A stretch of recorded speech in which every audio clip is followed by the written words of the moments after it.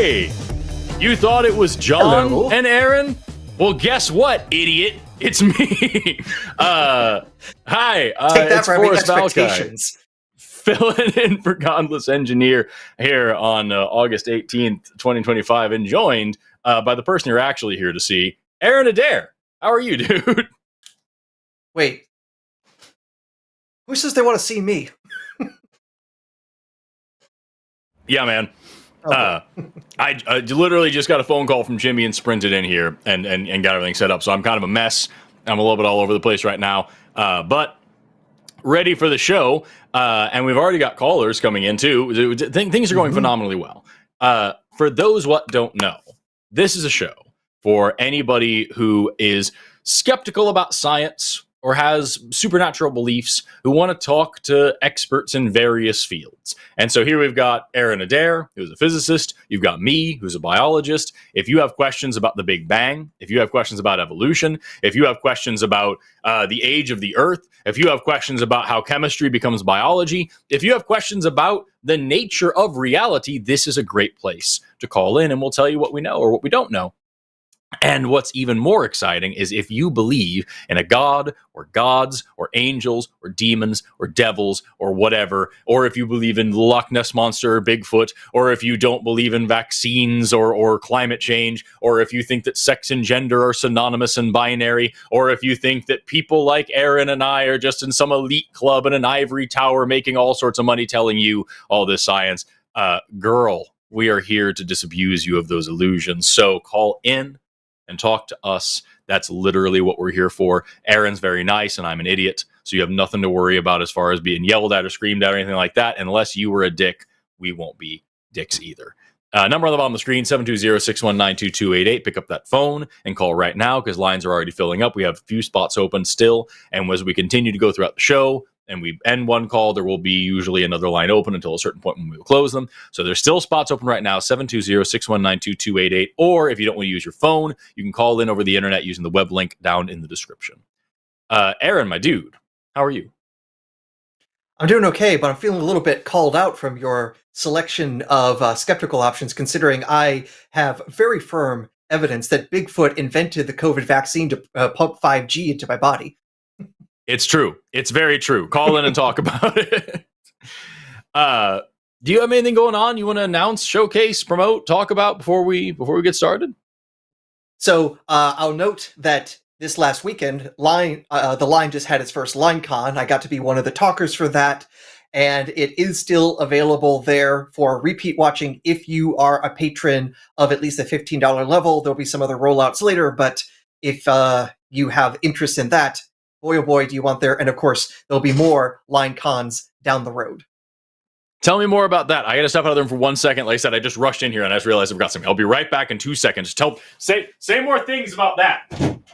All right. So basically, the LineCon is our right now we're planning monthly convention where we have several speakers of the hosts from the Line giving a prepared talk about some sort of topic they've done a deep dive into and want to be able to share with them.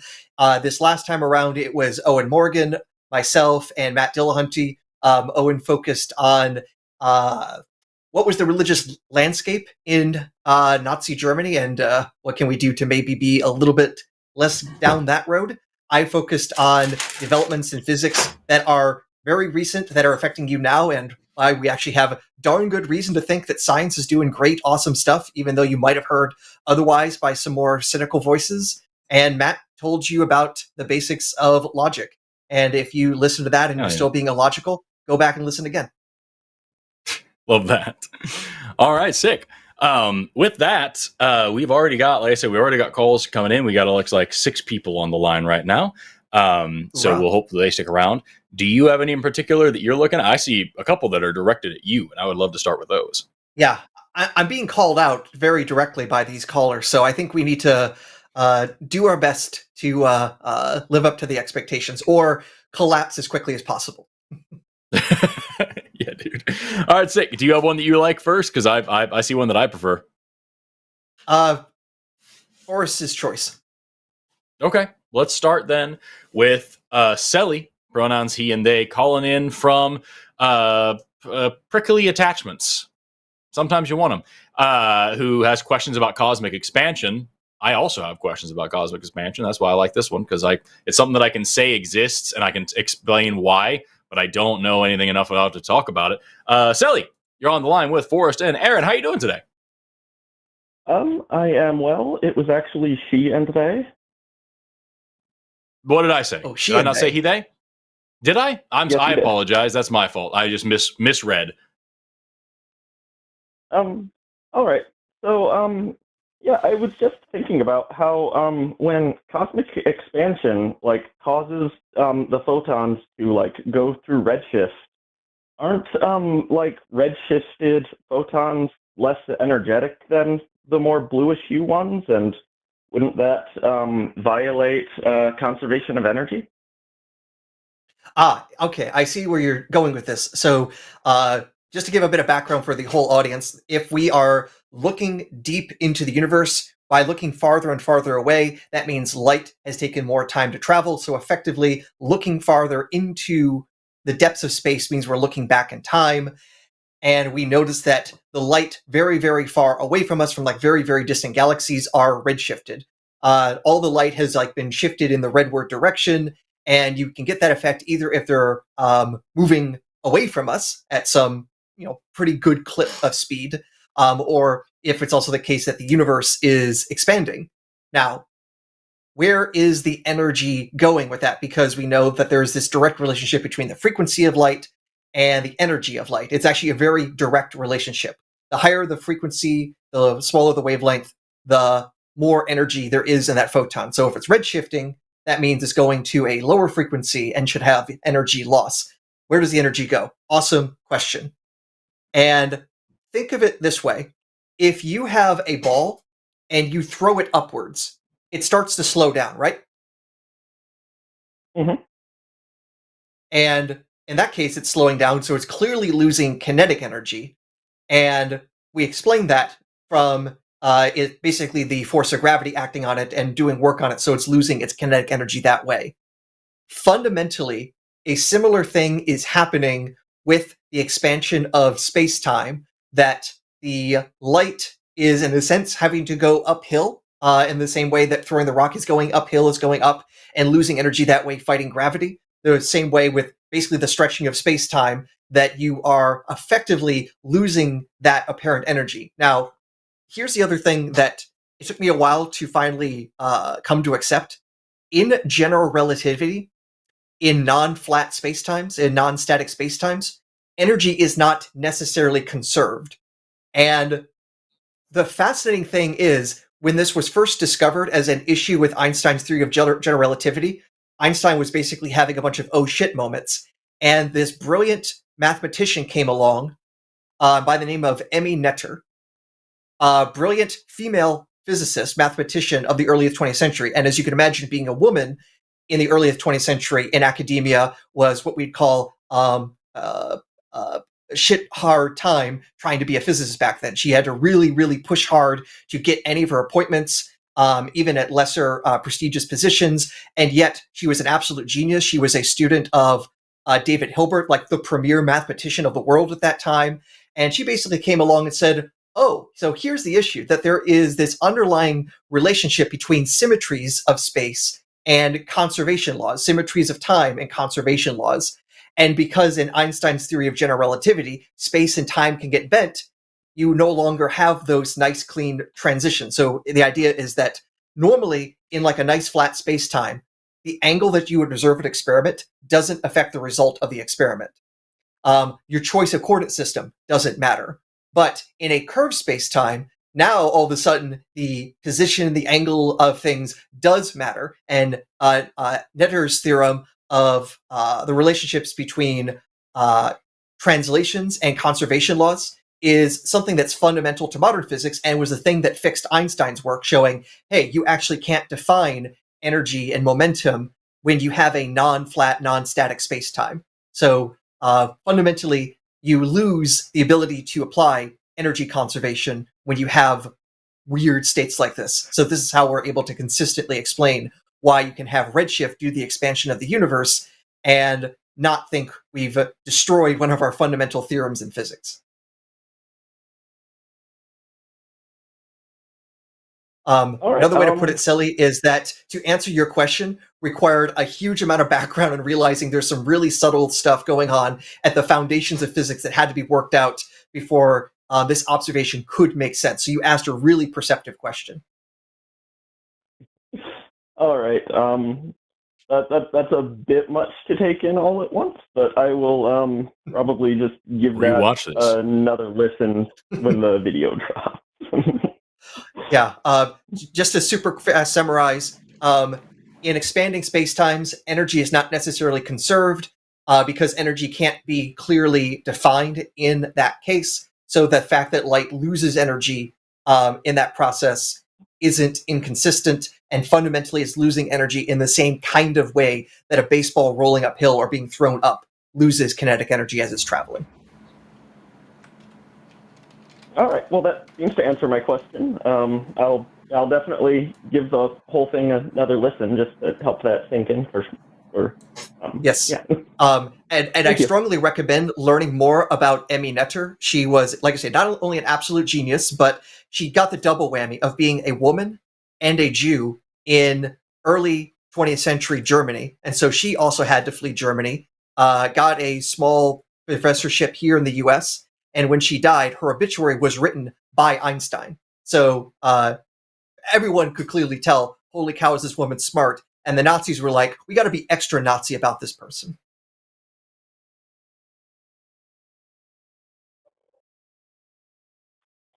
Yeah, I will totally do that. Awesome. Right on. Well, thank you so much for calling in. I really appreciate it. We're going to jump on to the next question for Aaron, but I appreciate you calling. Thanks so much. Have a good day. Yep, you too. Sweet. Good night. So, let's talk really quickly, because we do try to prioritize theist calls. We have other questions for Aaron, and we have a couple people showing a couple, and if this person in particular, I think I know what we're talking about there. Let's talk first to Jessica, pronoun she and they, and I got it right this time. Calling in from Original Records. Awesome. Those are valuable. Who wants to tackle their child's possibility of being Christian? Jessica, you are on the line with Forrest and Aaron. How are you doing today? Hello, can you hear me all right? I can hear you just fine. Mm-hmm. How are y'all doing? Hunky dory. All right. Okay, so a little bit of background context. I am a pagan. I have been for 5 years now. And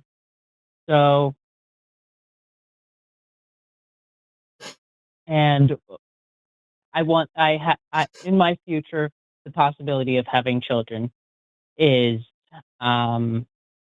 it's going to probably happen, and I want to be able to give them the freedom of choice.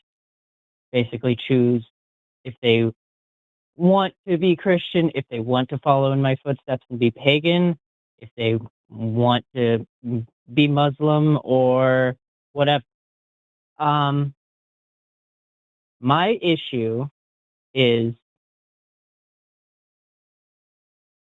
there is so much evil and hatred, in my opinion, in Christianity that I am afraid that they are going to go down that route and also find all the evil and hatred that I see.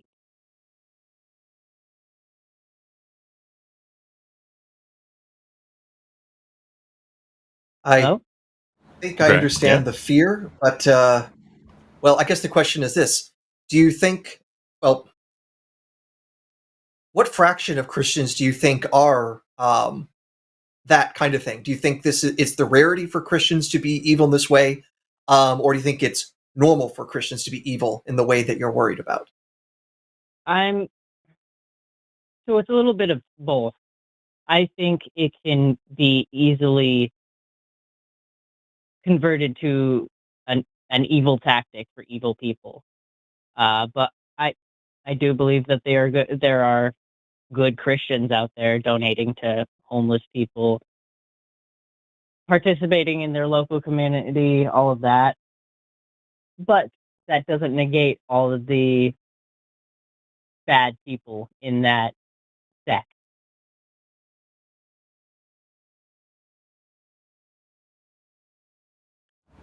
Okay. So it sounds like, just make sure I'm understanding here.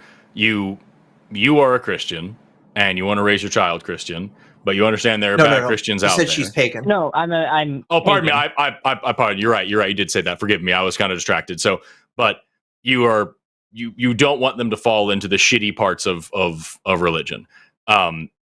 What's the danger in just teaching them not to be shitty and to say, like, hey, here's how to be a good person, and let the religion come along afterwards? And that way, when they run into negative religion, when they run into these dangerous parts of religion that you don't want, they already are equipped for that, and they don't have to come to you and say, hey, listen, here's all these different things that I learned, which one of them is good and which one of them is bad, which one is the good religion, the bad religion, whatever. Like, wouldn't it be easier just to equip them to be well-functioning adults and then let the rest sort itself out? Well, the problem in that, in my head anyway,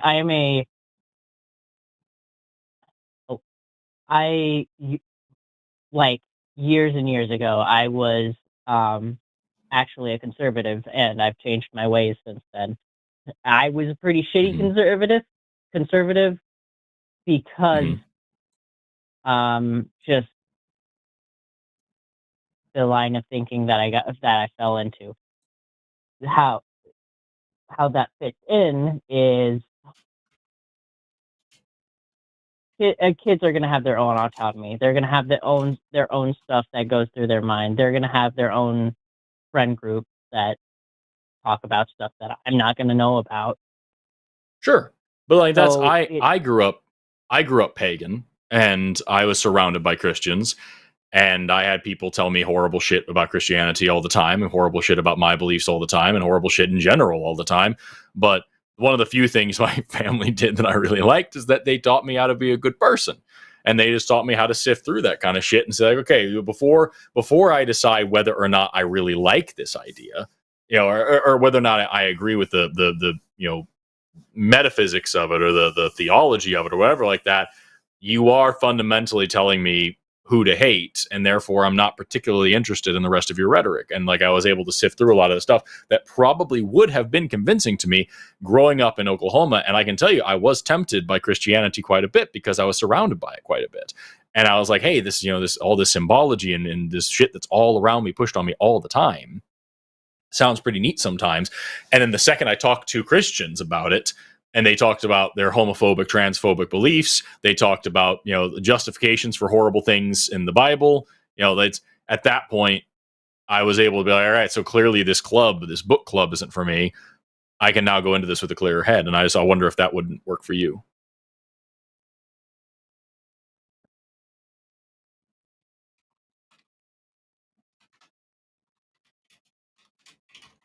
I guess I could see that frame of thinking. Yeah. Because at the end of the day, like I think everything else you said, from what I heard, I was kind of pulled in three different directions here on this side. But like, it sounded like you had a good system here where you're trying to give them a very open worldview and a very open understanding and a very open mind, and that's great. If they have that and they know how to be kind to people, then I think the worst kinds of religion of all sorts are going to fall by the wayside for them. That's just me, though. Maybe you have a specific concern that you're more concerned about. I want to be able to provide the freedom of choice and the freedom of expression to my child, essentially. That's phenomenal. Mm-hmm. People should do that. More people should do that. So yeah, if your child knows not how to not be an asshole, then I think they're going to be just fine. And especially, and just also add a little biased. bit of. Oh, sorry. Go ahead. Yeah, I was going to say there's also been some psychological research about people's beliefs about gods and their own, personal beliefs. Now, as you can imagine, most people think that what they think is right and wrong is exactly what God thinks is right and wrong. And the interesting thing is, when people change their minds about what is right and wrong, they also change their views on what God says is right and wrong, which is one indication that fundamentally the image of God that people make is the image people want it to be. So ultimately, if you're raising your child wanting to be a good person, if they become a theist of some sort, they're probably then going to imagine God in that kind of image. So I would say raise good kids become good adults, and then whatever they happen to believe about the supernatural, hopefully it reflects that better character. Okay, awesome. All right. Does this answer your question? Is this helpful in any Yes, way, it or do you does. think we've missed something? Is there something else that's going on? Yes, it answers my question sufficiently. Sweet chicken. All right, Jessica, I appreciate you taking the time to call in. Thanks so much for talking to us today. I hope this works out. And if you have any other questions in the future, or if anything comes up, you're like, hey, this situation's shitty. What do you guys think? We would love to talk to you again. Okay. All right, take care. Bye-bye. Hey, really quick, while we're here, I want to make sure to remind everybody that we have other shows on this channel. You don't just have to watch this shitty show. We've got tomorrow, we've got Chewed Gum with Alyssa and Erica. Then we've got The Hang Up with Alyssa and Matt. Then we've got Josie and Ben on TACIS. And then we've got HOSTility. That's a long time since we've seen that one coming up with John Gleason and Jasper Hoffman. Then coming up all the way around back to next week, we've got the Sunday show with Matt and Eric, Sunday show after dark with me and Eric. So Eric's just going to be on all day. All right. And then I'll be on SkepTalk week from today with Justin from Deconstruction Zone. So if you want to hear more about all that stuff, be sure to stick around and stay tuned and watch more things, because we're just going to keep making shows and you can't stop us. Also, I want to remind everybody that we did a poll at the beginning here. And we asked, do you think that God created the universe / the earth? And 64% of you said no. Makes sense since you guys are watching this. A couple of people said yes, but they didn't want to call in. 0% of the poll said yes, the earth was created by God, and they're going to call in, which means we have won. We won atheism. We did it. We finally, because we know that everyone on earth watches this show. And out of all those billions of people, nobody wants to call in and defend Jesus. That tells me that it's over. The battle is won. Congratulations. F's in the chat for Christianity and creationism. It's all done now. And hello, what? Actually, no. If it's less than 1%, it rounds down. So it was probably something like 3 or 4 callers. Okay. People answered yes. All right. So of all the people left in the world, there's 5 at most. Them's bitches haven't called yet, is what I'm saying. Because I don't have any of them on the line. We've got a bunch of atheists and agnostics calling in. But this one sounds pretty fun. Let's talk to Michaela, pronouns they and them, calling in from Gregory's aunt. Who's she? Who says that they want to discuss the problematic laws of Deuteronomy 22. Michaela, you are on the line with Forrest and Aaron. How you doing today? Hey, I'm doing great. Forgive me if I'm a bit, starstruck. I listen to a lot of Aaron. I listen to a lot of Forrest, so it's very exciting finally to talk to the two of you. And I guess the reason why, yeah. No, you're fine. I am also excited to talk to Aaron. Yeah. I'm not excited to see myself in the morning. I look in the mirror and I just go, "You slime! What are you doing here?" I have some issues, but I'll work with those on another time. All right, Michaela, what do you want to talk about? According to the chat, you want to talk about a specific chapter of some book from the Bible, I think it's called? Yes. What is that? All right. So for me, I guess because I watched so much of The Line. I've only been like atheist since the beginning of like 24. But I've seen so much of it. I've had a lot of this successful discussions with theists. But recently, I had a discussion that didn't go well, and we were basically talking about the laws in Deuteronomy 22. And essentially, I think one of the more egregious parts of it is the 50 shekels part. And I tried to argue that it's talking about it's talking about abuse, right? And what they tell me that, hey, if you look at the earlier verses, it explicitly says that this type of abuse will get you. When we're talking about like sexual abuse, the punishment is death in some of those earlier verses. And I guess what I'm kind of asking, kind of what I want from you two, kind of how would you respond to those counterpoints? So just to get things clear, so I've got a Deuteronomy 50 or 22 opened up, and the stuff about shekels looks like it's all about the sex marriage relationships, and I guess if basically either such and such person doesn't sufficiently satisfy, or if it's a straight up rape case, that there's a monetary exchange. Are those the things you're talking about? Yeah, more specifically, verses 28 through 29. 28 and 29. So I'll go ahead and read it for the sake of the audience. And there's lots of different translations. The one I just happened to open up is the NIV, not necessarily the best one, but it's a very readable one. If a man happens to meet a virgin who is not pledged to be married and rapes her, and they are discovered, he shall pay her father 50 shekels of silver. He must marry the young woman, for he has violated her. He can never divorce her as long as he lives. So, yeah, Right. This is a case of somebody coming along, R-ing someone, the worst form of sexual assault, and his punishment is having to pay out some money, and the woman is now his property, which in the modern world is just absolutely appalling. And for us to accept it as something from the past world that we're supposed to somehow call holy and honorable is disgusting. What particular reasons were they giving you not to read it as the horrible thing that it sure looks like?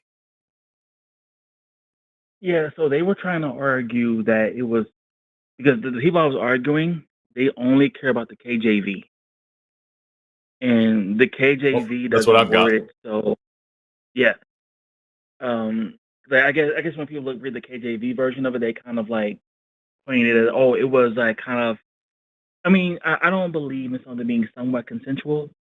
But that's kind of what they were arguing. Like, oh, it's more of a coercive. This is talking about premarital type of relationships, and it was just kind of coercive. So yeah, that's kind of the point they were making, and they also keep pointing back to the other verses where it's like adultery, because like there's one, it's like, hey, if the person doesn't cry out, then kill them because they didn't cry out for help, which I find, obviously problematic. But that's kind of they kind of pointed to another verse that was also problematic in its own way, to say like, hey, if you commit that crime, you'll get put to death for it. And I guess So that's kind I'm reading through Deuteronomy 22 here, and I'm kind of going for and refreshing myself because I've got the highlighted parts and I've got my notes in the margins, and my notes here from Deuteronomy 22 are number one, God hates drag. Because Deuteronomy 22:5 says that a woman shall not wear that which pertaineth to a man, neither shall a man put on a woman's garments, for they do so are all that do so are abominations unto the Lord thy God. That's, again, this is from King James. This is what I have here. The second note that I have here is bad sex plus proof of virginity equals a heavy fine, which is it talks about how if you have a wife and you hate her, that you are to the father will take the father of the damsel and her mother, bring forth the tokens of her virginity to the elders of the gate, and spread out the sheet before. I'm pretty sure this means blood. Like you take the sheet with blood on it to show that she was a virgin when they had sex and all this. If it is, and then they have to pay 100 shekels of silver to the father of the damsel because he has brought an evil name upon the virgin of Israel, and she shall be his wife. He may not put her away for all of his days. But if this be true, if he hates his wife and she is not a virgin, if the tokens of virginity are not found upon the bed sheets, then they are both stoned to death. So that's my second note here is bad sex minus proof of virginity equals death. Then I've got cheating equals death because it says in here that if a damsel is a virgin, hold on a second. If a man be found lying with a woman married to an husband, and they both of them shall die, the man and the woman, you shall put away the evil from Israel. So cheating equals death. Rape plus marriage equals death. So if it says there, if they force themselves upon somebody who is married, the man shall die, but the woman shall not. Rape plus virginity plus money equals marriage, because if you rape a virgin and then pay her father some money, then she's now your wife. And then again, I put God hates drag again on this page for this other part for 30. What is this? What? A man shall not take his father's wife nor discover his father's skirt. That's why I wrote God hates drag, his father's skirt. That was a joke that I wrote to myself. Anyway, yeah, I've got the KGV here. It says all the horrible shit that we're saying. It says, so fill me in. What's the argument against this? Because it's pretty clear in the KGV as well what it's talking about. It uses words like betrothed instead of husband. It uses word like force upon instead of rape. But it's still pretty clear about what it's talking about. Right. I guess they just say, I guess I just don't know how to respond to them when they say this. Their argument is more so like it's a coercion, but I try to get these people to call in. Whenever I tell them to call in, they're like, "Oh no," they kind of chicken out. If a man, this is verse 28. If a man find a damsel that is a virgin, which is not betrothed, and lay hold on her, and lie with her, and they be found, then the man that lie with her shall give unto the damsel's father 50 shekels of silver, and she shall be his wife, because he hath humbled her. He may not put her away for all his days. That's the direct language from the KGV. This is chapter 22, verses 28 through 29. So it really couldn't be. It's actually even clearer if we go. So obviously the KJV is written in English. Technically, the English of the KJV was even old-fashioned when it was published. So in many ways, the English of that is even older than Shakespeare. So it's kind of weird for us. The NIV that I quoted earlier was trying to be a bit more explicit in how we would understand it in modern times. The underlying Hebrew term for this take hold of, lay onto, the Hebrew term there is tafas, and this is basically to grab, to seize, to arrest, basically to violently take control of. So this is all clearly with the imagery of the woman being taken against her will by the man for what's going on here. And also notice that it is the father of this woman who's being paid, because what has happened here was a property crime against the father. The woman is owned by the father. When a marriage happens, there's a property transfer. And because this person has now come along and humbled her, basically devalued her in this context, this is a property crime against the owner of her, which in this case was the father. So that's why this person is forced to marry her. Now, of course, this is definitely not the love and marriage sort of thing that we have for modern times. This is basically about ownership, transactions, access to reproductive ability. That's what this ancient context is about. This is what the terminology is about when it comes to essaying someone, and then treating this as a property crime rather than a violation of human rights. It's about as disgusting as it can be in a modern sense, and this is even true if you are a KJV onlyist, and also that position is also absurd. But that could be its own separate argument. Totally. The way you guys have just broken it down, I get it. I understand it. I guess, I've been having a lot of different conversations with theists in my life. And I guess when I had that discussion, I was like the only atheist in that chat room. So of course, I kind of got dogpiled. Right. Well, and it's always the same thing. It's there's context and it's a translation error, and like I would just encourage, like, take what Aaron just said. That is absolutely accurate. And also, even if you ignore that, if you just read the English version, if you just read the plain words on here and say, oh, it's not talking about rape when he says he lays hold of her and lies with her. He means like they have a special hug and whatever else. Okay. What the fuck does it mean that she's been humbled? Yeah, what does humbling her mean? And what does that mean in context here? If we are talking about rape, we'll have to fucking discuss. And also, what are you paying her father for? And also, why are you now why do you now have marriage rights over this person? And she never gets to divorce you. You can't put her away for the rest of your life. There's no divorce. You are now locked into marriage forever because something happened that caused her to be humbled, and then her father got some money and you got a bride. What could that possibly mean? And no matter how you slice it, how can you possibly justify it? Right. Makes sense. I would also. Yeah.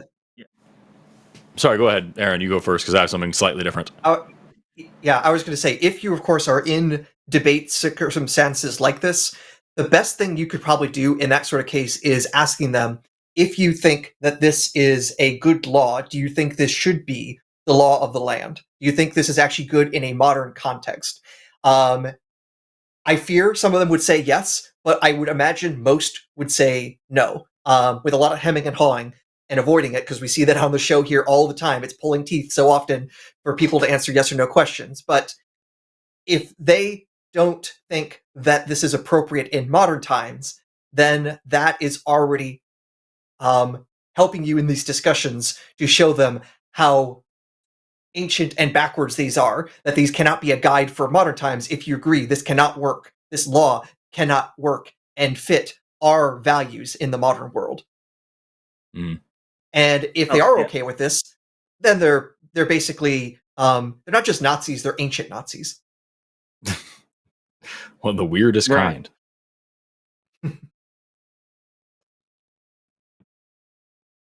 I'm sorry. As I said, it's the weirdest kind. The weirdest kind of Nazis. Ancient totally. Nazis.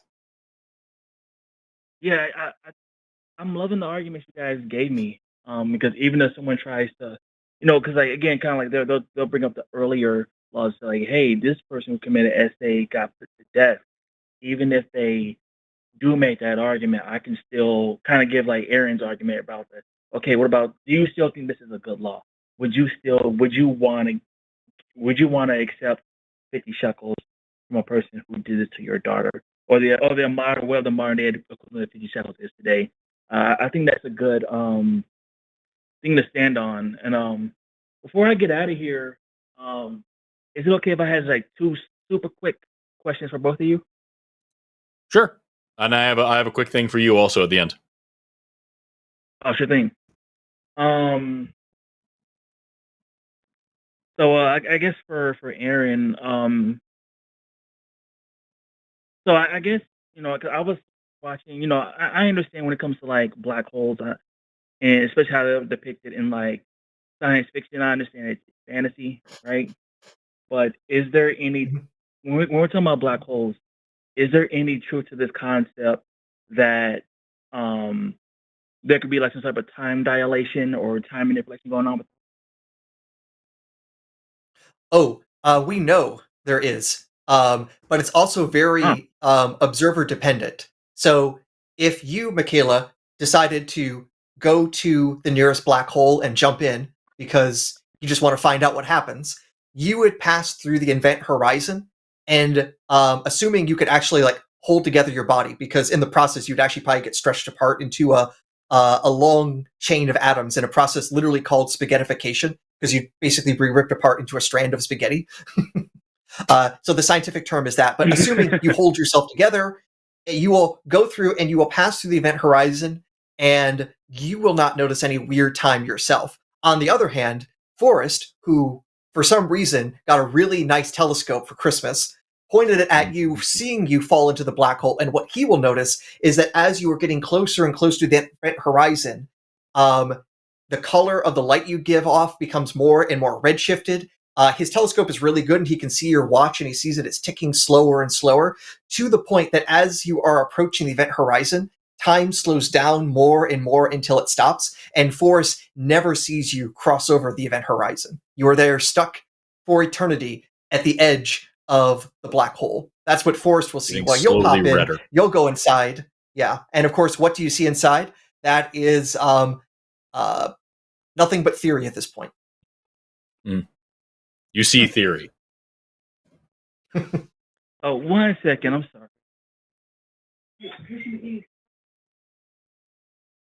Yeah, so what happened in Interstellar? Sorry. It's probably not right, but we can't prove it's wrong. Right. Yeah. I heard with Interstellar, that was the whole thing, is they got a bunch of theoretical physicists to like really hammer out like what's the limit of what you could put on the screen and shit. Yeah. Oh yeah, and in particular, the visual of the black hole they had there, they had the highest end ever computer simulations of a spinning black hole to produce that. So yeah, they did a whole lot of science. They did a lot of science right. They fucked up some of the science, like some of the elementary science. Actually, they screwed up Newton's third law for one of the dramatic scenes, and that kind of makes me pull my hair out. It's like you get Kip Thorne to help you with the black hole physics, but you break basic Newtonian physics for dramatic effect. I'll let it slide because for now I'll let it slide, but it's still going to be there in the back of my mind. Love that. Nice. And you said you had one more question. Was that right? Oh yeah. So I guess for you, Forrest, I think I don't know if I misheard you one day, but I think you were kind of explaining how to explain evolution simply. I think you said something along the lines of DNA test. Like when we get a DNA test, does that kind of tie into how we understand evolution? I mean, it doesn't not. Like it's getting a DNA test for yourself just tells you, if you do like the one that tells you about your ancestry and things like that, it tells you a little bit about like where your family and where your lineage came from, which can have implications for evolution. But like, it's not like a direct test of evolution in any real way. Okay. Yeah, actually, shoot. Dang, I'm having a brain fart. It's all good. But I guess like in these discussions I'm having with these theists, some of them are like, so I guess the best way to put it is that they have a very biblical lens when they look at race. So I guess what would kind of help me in these discussions is that let's say we take a man from Nigeria and let's say we take a man from like South Korea. I mean, obviously, in my opinion, I feel like we're all just one race, but on a genetic level, like these are both Homo sapiens, and I guess just kind of at what I guess how different are these two people on a how different are they on a genetic level, or if that makes sense. So what's really important to remember about race is that when you say a biblical view of race, what you're talking about is when race realists will point to where it talks about like tribes of Israel and things like that, and they then take that to mean different races. It's just trying to make the Bible make sense in the modern view of what races are, which we'll get into the history of that in a second. There is no such thing as race, biologically speaking. There are ethnicities. There are, genetic patterns that we see depending on where you live, but none of them can really be hammered down and isolated to the point where you can say, okay, if you have XYZ genetic markers, you are in this racial category. That really just doesn't work. Racial characteristics vary independently of one another. So there's not a certain point where you can have enough melanin to call yourself African. It doesn't, it doesn't really work that way. There's not a certain point where my eye shape, nose shape, hair color, hair texture, height, average weight, fat deposition, all the other things that go along with so-called racial characteristics. There's not a single point where I can like tick over and change races or anything like that, right? It's just, it doesn't make any sense. Also, because these vary independently of one another, you can't really use one to reliably predict too many others. It just doesn't work. And most importantly, they are all based on evolution. They all have an evolutionary history. And there's more, because of that, there is much more genetic variation within so-called races than there is between them. Now, where the idea of race came from is the transatlantic slave trade. We needed a reason as science was progressing. We needed a reason to continue to say, okay, but some humans are still different. Some humans are still a problem. Some humans are less valuable than other humans, because it's very clear that these are all humans, right? And so you had this idea of phrenology coming along, where people were trying to group people and categorize people based on like skull shapes and things like that. None of it made any fucking sense. It was terrible fucking science. Then they tried to make these psychological evaluations out of that as well. Oh, well, this part of the brain is bigger in this race than that race, and that means these ones should be dominant, and those are blah, blah, blah. It doesn't work. Really, it was the United States, largely in the 1700s, that were the ones inventing the concept of race in order to justify this whole thing. And what's so important about that is that the single most difficult race to create and to categorize and to maintain has always been white. White has been the most difficult race to maintain, because look back over the course of American history specifically, and look at all the times when Irish people weren't white, when Italian people weren't white, when Jewish people weren't white, because they were a minority. They were an ethnic minority that we didn't like. And so we used whiteness as a weapon to exclude those people and say, you don't deserve the same rights and protections as me, because even though you look the same as me and you're from the same, Europe as me and all these things, really, you're not actually white because you're not this kind of white. And that's the main point that you have to learn, is that like the concept of whiteness is a white supremacist idea, the idea of white existing, because white is the only racial category that is consistently defined by the exclusion of all of the racial categories. The reason why we don't call Barack Obama yet another white president, because he's half black. We don't call him the first biracial president. We call him the first black president, because he's got some black, therefore he's black. And we don't call him white anymore because he isn't pure anymore. That's the entire concept of this shit. And that's really what's hinged on all of this as we go down the history of what race was culturally. It has always been defined by who's in charge. It has always been defined by the people in power, and it has been used as a tool to keep themselves in power. That's what race always has been. So now we talk about the race realists who look to the Bible and talk about what you said, a biblical view of race. Well, look up the slave's Bible. The Bible that literally someone went in with scissors and cut out every part that talked about freedom, redemption, equality, any of that shit. And use that version of the Bible that made sure to say all the parts in Leviticus, all the parts in Exodus about slavery and how to buy slaves, how to own slaves, how to beat slaves. Made sure to include the parts that say slaves obey your masters. Made sure to include all the parables of Jesus talking about slaves.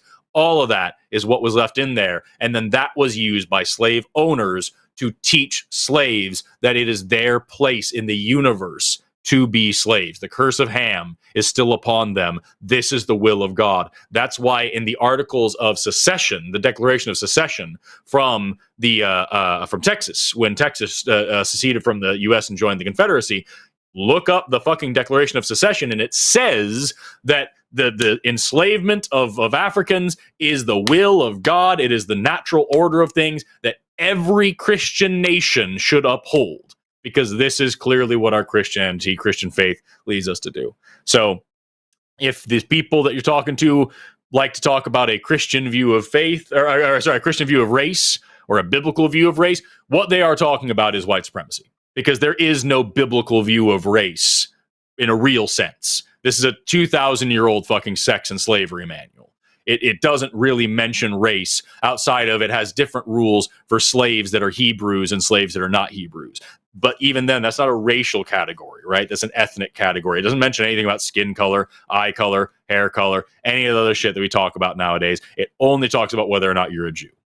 And here we now have modern racism, modern race ideas, modern race realism. We get idiots who like to take the evolutionary story of humans and twist up this idea of what we call the multi-regional hypothesis, which is this outdated and debunked idea that early Homo sapiens mated with different species of humans all over the world, because we had Neanderthals and Homo erectus and Denisovans, and the Homo sapiens that breeded with Neanderthals in West Europe, those are where we get white people, and they're so great because Neanderthals had bigger brains. And the Homo sapiens that bred with Homo erectus, those are the ones that became Africans. And the ones that bred with Denisovans, those are the ones that became East Asian. And therefore, there's this genetic idea of race. And no, sorry, the tiny bit of genetic overlap you get from interbreeding of these populations isn't even close to good enough to explain what actual race is. And most importantly, when we talk about, you mentioned genetic diversity,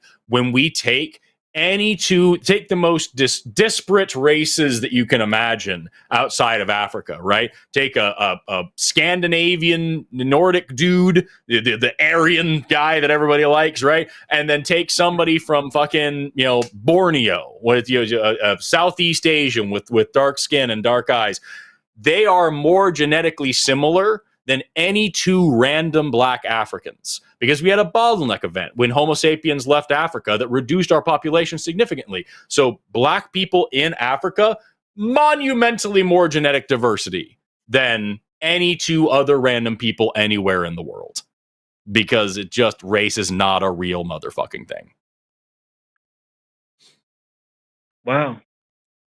Yeah, man, you're cooking with fire, man.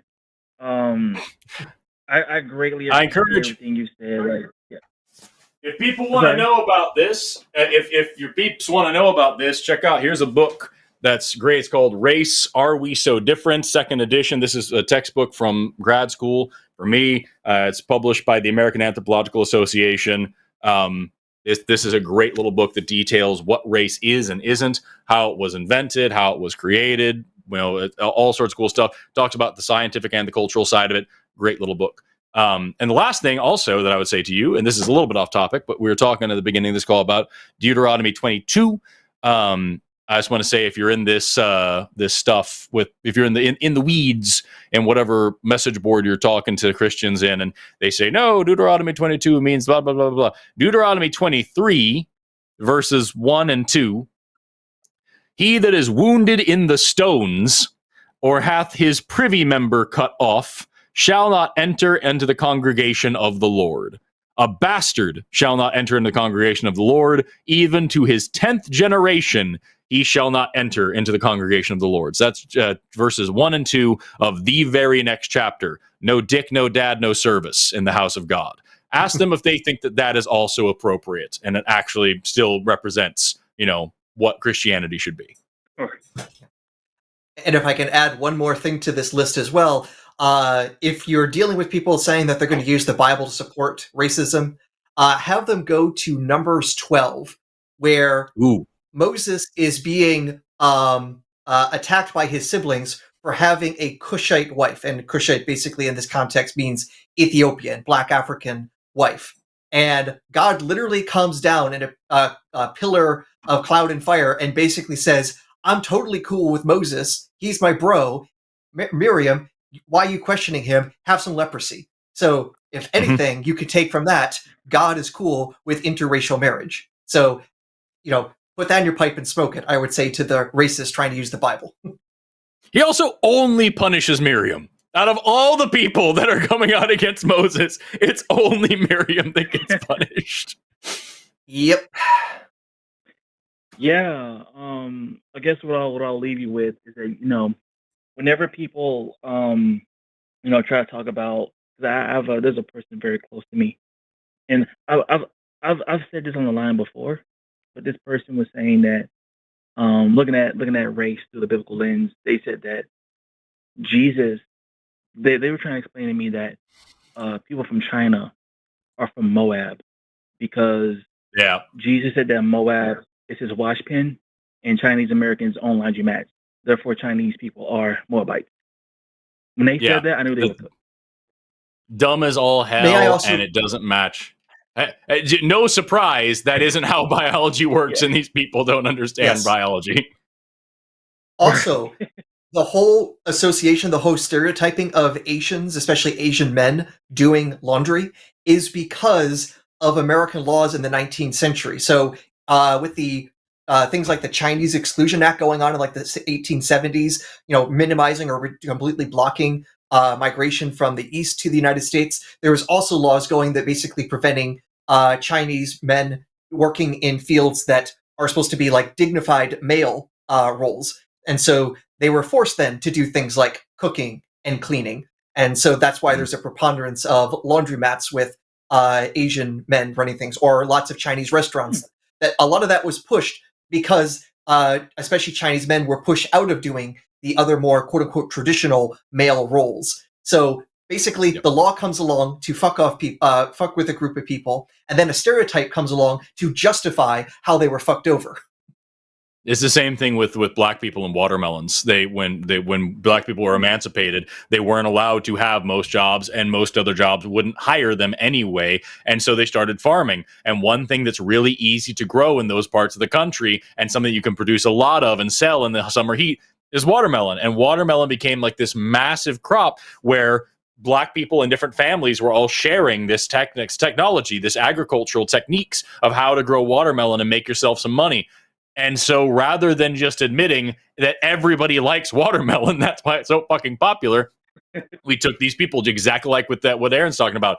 The law and the culture pushed them to the edge of society. They fucking survived and made do and made something great. And so we then made fun of them for it. We said, oh, these black people and their watermelons. Isn't that a funny thing? And then we made it a big stereotype. And now that's the goddamn ice cream truck song. And it sucks. Totally. Everybody, if you think this country isn't still racist, everybody watching, go look up the actual name of the ice cream truck song. The what we sometimes call Turkey in the Straw. Look up the name of that song. It's fucking horrible. And that's what we have playing on every street corner to celebrate the summer. Yeah. Totally. Well, hey, you and Aaron, you guys have, gone above and beyond answering my questions. I'll leave you with this because, I was in this chat room the other day. It was very overwhelming. It was such a pressure cooker, and the only atheist who was in there backing me up, I didn't really want his help because he was like a right wing atheist, and I don't think I really want your help. But I think I handled that pressure cooker really well. And you guys here at the line have inspired me to continue to have these conversations with theists, and at least doing something that kind of push the needle. I don't need everybody to become an atheist. I just need people to think a little bit more critically. And lastly, you guys are awesome. And it's been an immense honor talking to both of you. Yeah. Well, thank you for calling in. It's been a lot of fun talking to you as well. Absolutely. Take care. Take care. Bye-bye. Good night. I put a link in the chat just now to an NPR article about the ice cream truck song.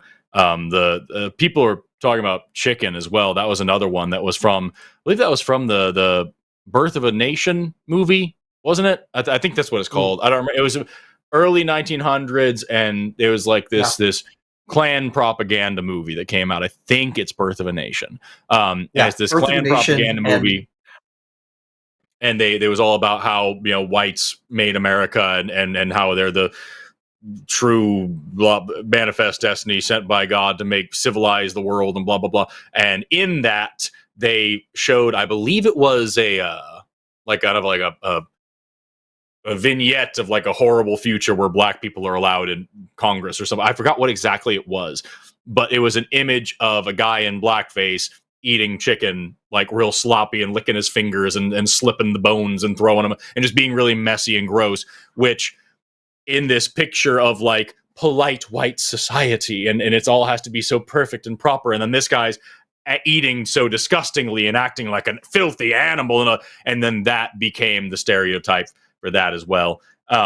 There's a lot of shit. Like there's I forgot what it was who did it, but like there's somebody on TikTok who did a series for a while, and I was like, here's today's episode of Is It Racist? Yes. And here we're going to talk about any random thing in America and talk about the racial history of it and how fucked up it is. Yeah, it's a bad place. Also, watermelons, symbol of Palestine as well, but for a completely different reason. It was because for a while the Palestinian flag was illegal in Palestine as it was being occupied, and I forgot who. I believe it was a soldier or somebody, but there's this story of like they had an art gallery that had a picture of a Palestinian flag in the artwork, and some soldier, some IDF soldier, destroyed it and whatnot. And they said, we can't even paint our own flag. And he famously said, I don't care if even the colors of the flag are in this. It's illegal. I don't care if I even see a picture of a watermelon, because that has white, black, red, and green in it. I don't care if even the colors are there. If it's even a watermelon, it's not going to be allowed. I'm not going to have that here. And so there was a time in Palestine when even like if you went outside and ate a watermelon on your front porch, that was an act of protest. That was an act of resistance. And that's why the watermelon is still, to this day, a symbol of Palestine, because it's the colors of the flag, and because even having a watermelon in Palestine at one time was a protest against apartheid. Crazy, right? How this is just a symbol of resistance and resilience and progress and all this shit. And also tastes fucking great on a summer day. So cool shit. Mhm. Fruit roots. You know what I mean? All right. Heavy topics to move on to. Oh, yeah. Do you have one in particular that you like from the call screen? Well, I think I usually go for who's been waiting the longest, and I see someone who's been very patient, so I would give them some privilege in coming in. Yeah, totally. Let's talk to Brent, pronouns he, him, calling in from Walking Attitude. Hell yeah. Work it, girl. Who has questions for Aaron about cosmology. Yeah, hi, Aaron. Hi, Forrest. Hello. You were definitely the two I wanted to talk to. So I wanted to start with, okay, Aaron, I had a question on, I can't remember what they call it, the cosmic distance ladder, or the galactic distance ladder. When they measure how far other galaxies are away, they use the standard candles. Mm-hmm. Are they using a straight inverse square rule to judge the distance? Yes, but with calibration. So again, to give context to everyone, the big problem that you can imagine in cosmology is how ducking far away are the things in space. Some things you can figure out with just a little bit of geometry. We were able to figure out the distance from the Earth to the Moon in antiquity with actually pretty good accuracy. Basically just by, angles and a little bit of geometric reasoning, figured out the distance from the Earth to the Moon. The sun took a while to get good methods for that. And if you really want to figure out how far away stars are, there's another geometric way of doing that by how the Earth goes around the sun. That means that the angle that the Earth is looking at a star shifts as it goes from one side of the sun to the other, in the same way that with your two eyes, we'll look at the same thing at slightly different angles. That is the way that we're able to distance some stars, but that only works well for the closest one, because even for the closest stars, that angle change is like a millionth, or it's usually on the order of like 1,000th of a degree or even smaller, which is hard to measure. And as the star gets further away, that angle gets smaller till it's just noise. So it can only work for the nearest stars. And then you need another method. The one after that is popular is known as Cepheid variables. This is a kind of star that goes through periodic oscillations of size, color, and temperature. And by looking at the rate of those oscillations, we actually realize what its temperature and so what its brightness will be. And so if you know what its brightness is, and then you see how bright it is in the sky, then you can figure out how far away it is. And then you could do similar things with other kinds of things where if you know what the brightness is and you see how bright it actually looks, then boom, you know the distance. As for the inverse square law, that's what we use because in the same way with the force of gravity, with the brightness of light sources, the intensity or the force of the amount of light there, amount of gravitational force there goes is 1 over distance squared. Now, why is it that? Imagine you have something emanating out in a bubble. The amount that's out in that bubble is going to get bigger and bigger, but it's the same amount of stuff being spread over a larger surface area. So you imagine this sphere that's getting bigger and bigger, and the surface area goes as its radius squared. You double the size of a sphere, you've quadruple its surface area. This is just straightforward geometry. And this is kind of the basic, quick explanation for why you'd expect these forces to go as 1 over r squared. Light does the same thing. So when you are 10 times further away from a light source, the brightness of that source goes down by a factor of 100, 10 times 10. So yeah, we're using that inverse square law to calculate those distances, though there's also calibration that happens. So with Cepheid variables, we can look at the brightness and say how far away it is using the inverse square law, but we also will try to find any Cepheid variables that we can check with our geometric methods. And if memory serves, Polaris is one of those stars that is a Cepheid variable. I need to double check if I'm thinking that correctly, but it's one of our nearby stars, and we can check that and use that to see, okay, our method seems to work, so we have confidence in extending it out, and then we use that method to calibrate the next method and so on, so we have at least reasonable confidence as we go to the depths of the universe. Okay, but what it seems to me is that the farther something is away, the faster away it's moving, whether its space itself, the stretching, is that an object moving away from you will dim according to the Doppler shift squared. So you will get the light, you will get the frequency of the light to change, but you can imagine this. Yes. Light is coming in packets, photons as the fancy term for it is. And if there is expansion of space, you still have the same number of photons coming at you, even if their individual characteristics change.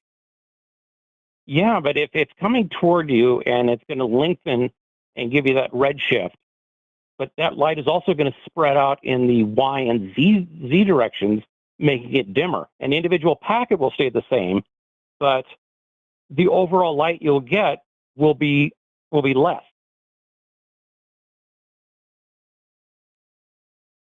That expansion, though, is really only happening in the direction that you're looking. No, it's expanding in all directions. Right, but the measurable effect is going to only be happening in the direction of the motion happening. You can actually get a different kind of redshift if you have lateral motion. So if you're just talking like radial motion going towards or away, that's going to give you a different redshift, a different even kind of redshift than vertical.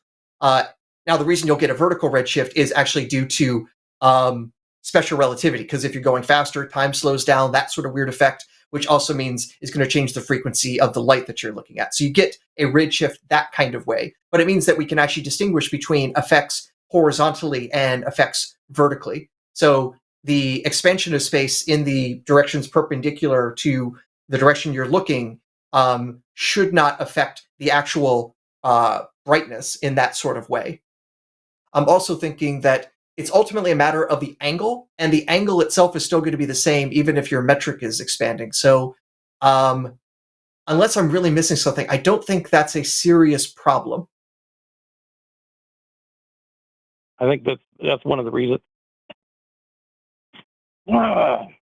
Excuse me. I had a cold last week and I can't get rid of this dang cough. Anyway, what I had worked out is that an object moving away from you will dim by the redshift squared, and that maintains conservation of energy. If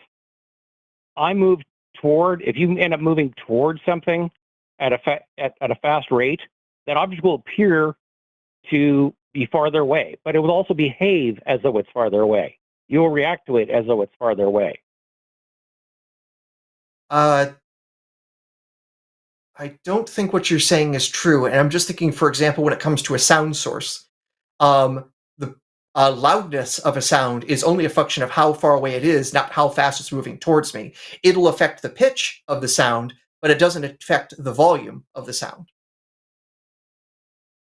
See, that was the problem that I had run into that I ended up solving was how gravity is relative. It was the example I used is if you move to a star that's 8 light years away. If you move at 80% of the velocity of light, your trip takes 10 years, but you only experience the 6. And the distance to that star will appear to jump from 8 to 24 light years, because you have to see it moving at yourself for 6 years at 4 times the velocity of light. That's how fast it will appear to move. But that has to be the same whether you are moving toward it or it's moving toward you. And the only way that I think you got it backwards though, because you actually you can only get length contraction due to the effects of special relativity. You don't get length extension. No, you length contract, which causes everything. Remember, you said that everything ahead of you stretches out, and everything behind you contracts. That's not what happens with relativistic motion. What you're describing there sounds like the ideas with warp drive, where you actually have some sort of technology that is literally affecting space and time differently in front of you than behind you to create an effective propulsion. No, that's okay. So let's say you're on, some star that's 8 light years away, and I'm coming at you at 80% of the velocity of light, right? Mm-hmm. And so it's going to take me 10 years, but you don't see me leave until 8 years after I do. So from your perspective, it appears as though I make that trip in 2 years. I will appear to move to you at 4 times the velocity of light. Now, everything has to balance, which means that if even though I think you're making an issue though that you're actually changing what your references are in that case. If you're 10 years, I don't remember the exact numbers you gave, but if something is 10 light years away, say, and this actually makes it a little bit easier for me if we say 86% the speed of light, because it happens to be the case that the contraction factor is about 2 if you're going 86% the speed of light. So just to make things, the numbers easy for me, if you're 10 light years away and you're moving 86% the speed of light, then from my perspective of the viewer here, yes, that first I have to wait 10 years to even notice someone left that star system, but I'm still going to measure them taking, it's going to be roughly 14-ish years or so getting to Earth at that speed. Well, the reason I use 8 and 80%, because you got that nice 80. At 80, you have a 60% time dilation. So it would take me 6 years to get to you. But I have to, because you're observing me coming at you at 4 times the velocity of light, I also have to see you coming at me at 4 times the velocity of light. You're coming at me 4 times the velocity of light? That's not what you said earlier. No, I said that's the apparent velocity. But no, actually, that's not what we would see. That's the important thing. The important thing is... No, that is what's important. From special relativity... No, Brent, here's the thing. Fundamentally, special relativity does not allow different observers to see the speed of light as different, and that you can't add velocities together in any way to go faster than the speed of light. It's one of the fundamental things that nothing will be able to go faster than light speed. You will never even measure something going faster than light speed. Things can look as though they do, but you calculate it differently. I'm saying if that's how you're calculating it, you're doing it wrong. I'm saying you're doing it wrong if that's the result you're getting. The apparent velocity of light is always c over 1 minus cosine r. So light coming toward you always appears to go instantaneously from the source to you.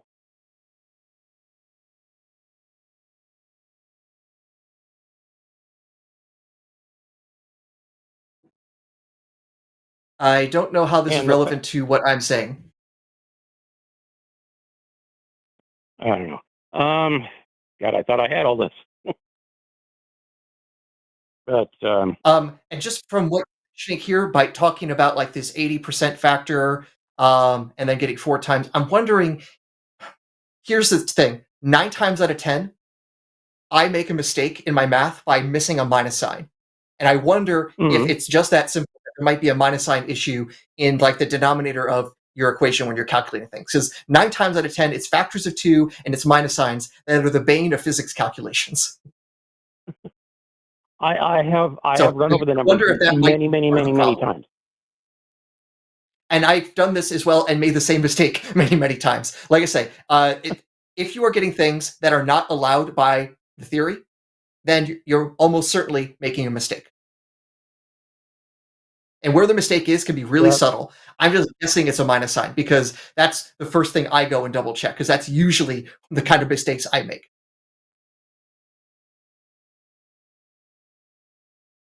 I think I think I have it right, and then it's just, which has been the issue. Just to be clear, I'm sitting. This is not even close to my area of expertise. I'm here doing other work right now while Aaron is taking you to school, and even just me like half listening in and like every time you say a thing, Aaron's like, that's not how it works. Here's a detailed description. And you say, well, what about this thing? And Aaron says, that's not how it works. Here's a detailed description. And you say, here's the math. And Aaron says, that's not. So here's why this makes sense. And I'm pretty damn sure my math is right. And here's why. And now I'm tuning into the last moment here where you said a bunch of other stuff. And Aaron said, I don't know how that's relevant. And you said, I don't know either. And now, after we've been on this call for 13 minutes, you say, I don't know. I'm just pretty sure I'm right. I'm just curious to know, like, if talking to Aaron about this has even slightly shaken your faith in your abilities in this area, or do you think maybe there might be something that you're missing? I'm not saying you are, but you wonder if there might be something that you're missing about this. Look, I've always thought there was something I'm missing, which is why it took me so dang long to figure out how gravity was relative, because I was told by some very high physicists that I was wrong, and then I finally figured it out. I cracked it to show that if the physicists are telling you it's wrong and you're coming up with other things that we're saying is wrong, I don't think you necessarily cracked it. I think you just keep going down a rabbit hole that you've been digging, even though other people have told you, hey, that's lava. Stop digging. To use a bad metaphor. Okay. Well, and of course, let me it's a bad metaphor because if you're digging, it would be magma, wouldn't it? So I'm a terrible geologist by saying lava instead of magma. I will go flail myself for making that mistake. Okay. And Forrest, on just real quick here, you keep picking on Palmera's longus. Yeah. And one of my I took kinesiology, and one of my coworkers was Italian. He says that's the manja muscle because it brings your fingers to a point and it flex your wrist, and if you point it to your mouth and say manja, that would be the Italian mothers telling you to eat. But that's sweet. That's not what it does, but like I like that idea. Well, it tenses the palmar fascia, which tends to bring the forefingers in opposition to the thumb. It helps a little bit. It pulls on the palmar aponeuroses, and that does help with that a little bit, but much more. It's helping to flex the wrist slightly downwards. It's really just not bringing the fingers together like that. Yeah, super great a little bit, but in its current significantly reduced state, not really that big. And about 14% of the population don't even have that muscle, and they can still do this just fine. Oh yeah, I know. I mean, I knew all about the they're synergists, which help things. I think that's a very cute thing to say, but like it's not not a real thing to say. Do you know about sternalis? Yes. Okay, because that only appears in about 8% of the population. But it's a muscle that crosses two dang joints, so it must have formed when our torsos were far more flexible than they are today. Maybe I know what that muscle is. I don't know about the relative, like how often it pops in the population or anything like that. I know that the whole point of it is like it kind of compresses a little bit here, but you do have like a whole ass sternum in the way of that working. So like I don't know. Yeah, it makes sense. It's a leftover. I'll double check and see because that's not one that I have off the top of my head. But it is as far as I know, it's a rare muscular variation. I don't know how rare. I don't know how crazy. It could be that it's a vestige of a different time. Mm-hmm. It could also just be a variation of a different like coastal muscle. I genuinely don't know. Like I said, I know it exists and I know where it's at, but I don't know for sure what, if any, function it could have had or in the past or anything like this. I'm not up to date on that, but I'll dig into it. Yeah. So anyway, okay, I think I've done enough damage for today. Okay. So I'm gonna do a shout out to the Council of Brents. They know who they are. Right on. Have an awesome rest of the day, Brent. All right. Thanks. Bye. Take care. Bye-bye. I do have to ask, is the Council of Brents next to the Council of Ricks? I'm not sure if that's where this is going. It's just this Who stupid knows? chat thing they do. Oh, Thing. okay. Gotcha. Fair enough. Stupid chat Remember, thing. if there's an inside joke, I'm not inside. You got to make it clear for dum-dums like me, okay? We've got 3 calls left before we get into super chats. I'm excited to hear about this one. We're going to talk to Pierre, calling in from Canada, who says the universe is eternal and infinite. There was not a Big Bang. Pierre, you're on the line with Forrest and Aaron. How are you doing today? Very well, very well. I was thinking to speak with Gleason, but it seems it's Forrest. Wow. Caller, can you please can you back off the mic a little bit?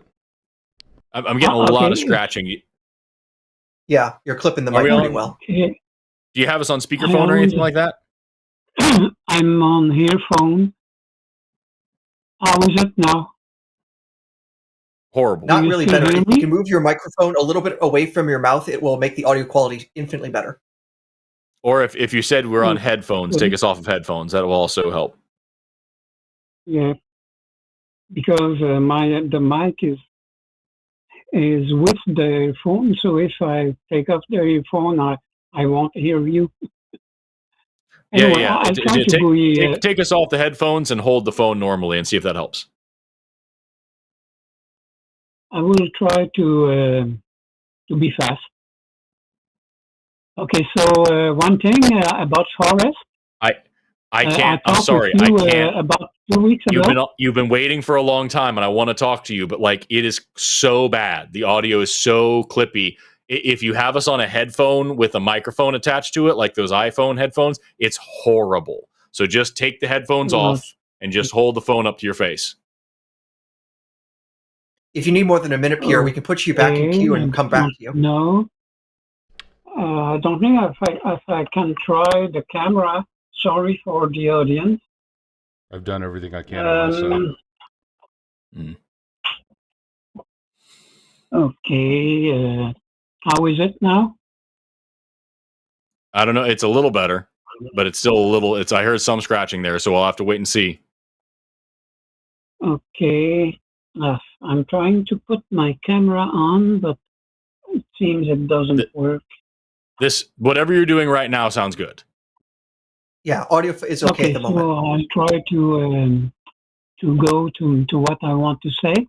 First, Forrest, 2 weeks ago when we called, you asked a question at the end of my call. We were talking about the extraterrestrials who were living on the Earth a long time ago, and you asked. Yes. So just to remember, you are Aurelian. You are Aurelian, so you believe that there was a race of extraterrestrials that came to the planet Earth and influenced evolution to cause humans to be developed. And I forgot all the details about that, but the question that I asked you was, who made them? And you said that it was just this long line of aliens making aliens, making aliens, making aliens, and that there is no beginning to that line. It goes forever. And I had the complaint that you can't say it goes forever. Eventually, there has to be a first species, a first person that does this shit, and you said nope, it goes forever. And so now it sounds like you're calling to say that the universe is eternal and infinite, therefore this makes sense. Is that where we're going? Yes, that's why I don't know if you have read Carl Sagan, the book Cosmos. Okay. He wrote that in 1980. And on chapter 10, at the edge of forever, he gives a theory which says that if you look down to our atoms and you go very down, down, down, you will find all universes in the infinitely small. And if you look up at our universe, big universe, billions of galaxies, this is just inside an atom of another being who is at another level and going infinitely up or infinitely. Just to be clear, did Carl Sagan say that is for sure what he was saying, that's what the state of the cosmos is? Or was he saying that's a fun, poetic, interesting thing to think about? He says literally, this is the idea that is, to my knowledge, more interesting than the infinite cycle of the Hindu religion. Yep. Forrest, can we take this offline? Yeah, this sucks. It's so hard to hear you, dude. Yeah. What do you want to do, Morgan? I'll try to call another day. So for you, Forrest, like I said, your question you asked. Dude, our audience is complaining about the audio. It is so bad. You are just like, it sounds like you're screaming into your microphone, and all we are getting, it's like if you took a cellophane candy wrapper and just scratched it like crazy over our eardrums. It's awful. I encourage you, Pierre, listen to this call and listen to how bad it is. We're not just fucking with you. Either you need to fix your mic or we can't keep going. I muted him. Okay. What do you want to do, Morgan? What do you think? I just drop him. It's getting worse by the minute. So. Okay. Well, I want to give him a chance because you waited for fucking an hour and a half on the line, and I want to give him a chance to try to talk. But we've got to fix this. So I'm going to bring him back on for a second. Pierre, can you just figure something out? You cannot use headphones. You cannot use speakerphone. You have to make your audio better. Otherwise, we can't talk to you. Pierre, the best thing you could probably do is keep Pierre, one thing that you should do is make sure your mouth is probably at least a foot away from whatever your microphone is. So that way it's less likely to clip the audio and make the really terrible sound we're hearing. Okay, so now I touch nothing. And I'm trying to speak. I'm more than 1 foot away now. Okay, so I have to change my mic. It's the second time I call and it's bad. Are you using an external microphone or are you using the built-in microphone on your phone? It's a built-in microphone on the earphone. So I will have to change that because I don't want to lose the time. It says you're calling over the web caller. Is this the only microphone you have available to you? Do you have a webcam or something that has a microphone instead? I have a webcam, but I don't know how to activate it. Okay. Yeah, then I've got nothing. Plug in, but I don't know where to go to activate the camera. Okay. Then either you can call in using your cell phone and the web caller, or you can call in some other way. Oh, yeah. I'm sorry. I want to talk to you. I want to talk about this because I think it's fun, but I cannot handle this call. Our audience isn't going to do it. We're not going to do it. Yeah, I'm sorry. I'm really sorry. I will call back another day or perhaps right now with my cell phone. Bye. Okay, that sounds good. Right. I take care. Bye-bye. And I guess as a public service announcement, the built-in microphones on headphones are dog shit. Never use them. Horrific. Yeah. Morgan, can we open a line for him in case he tries to call back in? Is that possible? I'll have to check and see if we have a screener. Okay. I mean, it's just going to be him. We set up the auto screener, can't we? Yeah. If anybody else calls in, we just say no. Yeah, I'll give it a shot. Cool. All right. Let's talk in the meantime let's talk really quickly to Brian, who's been waiting the longest, calling in from Gleeful Antagonist. Somebody who likes causing problems. That's us. That's us. Who wants to talk about biological determinism. Brian, you are on the line with Forrest and Aaron. How are you doing today? Hi, I'm doing well. How are you? I'm doing okay. Cool.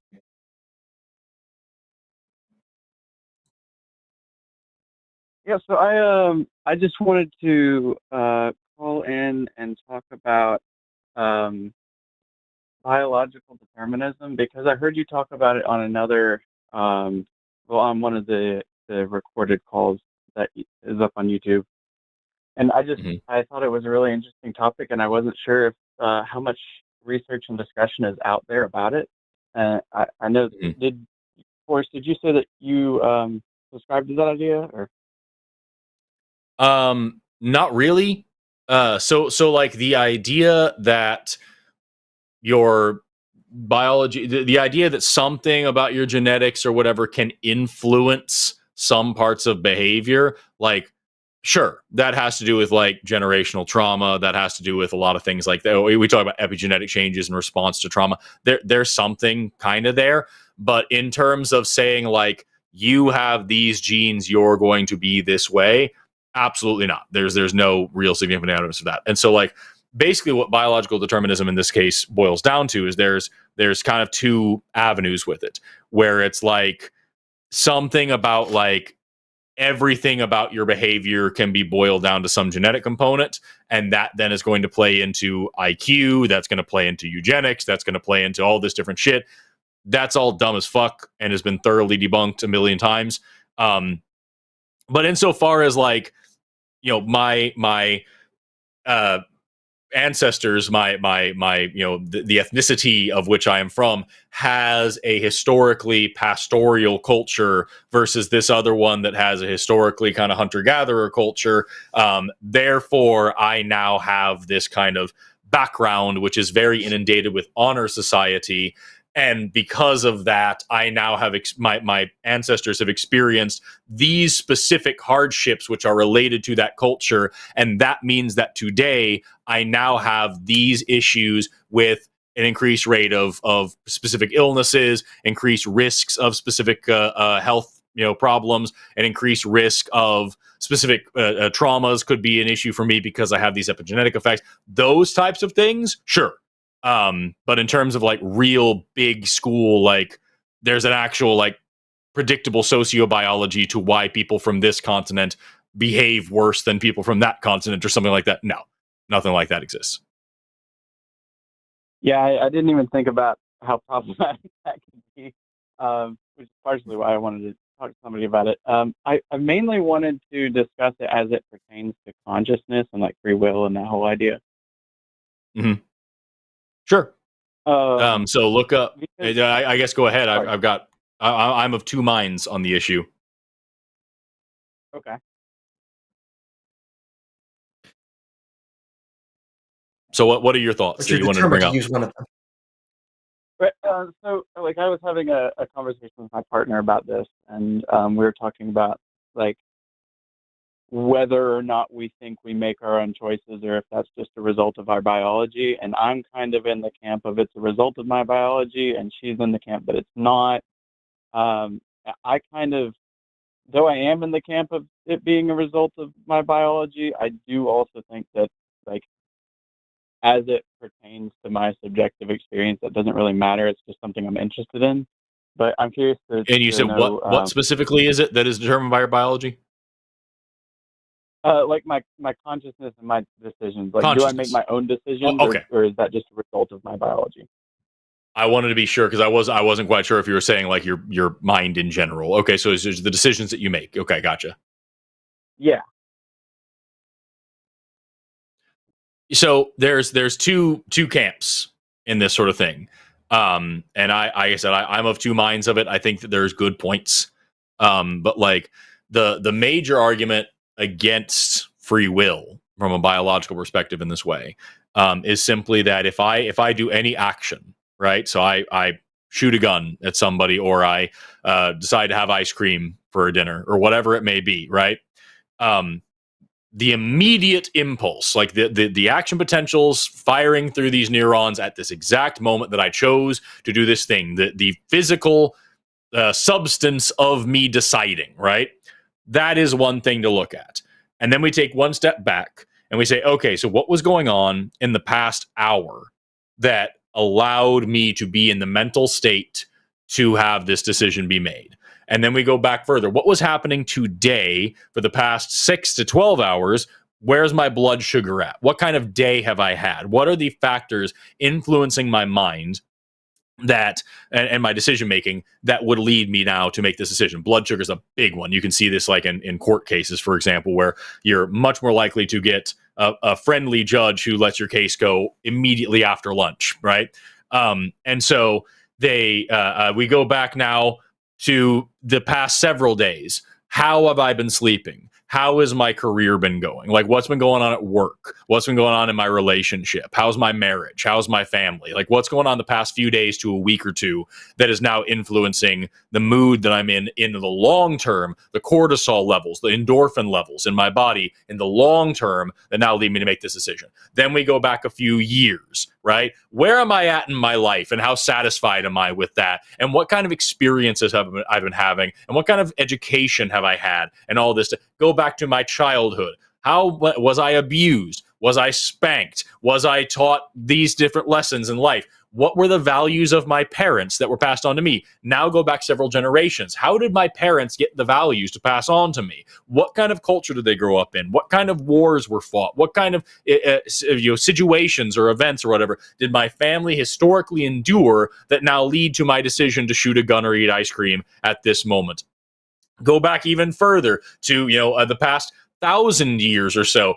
Was my culture historically pastoralist or agriculture or whatever? And so they have this honor society that has honor killings and like this whole value system and morals and shit that's very heavily impressed upon people and their children.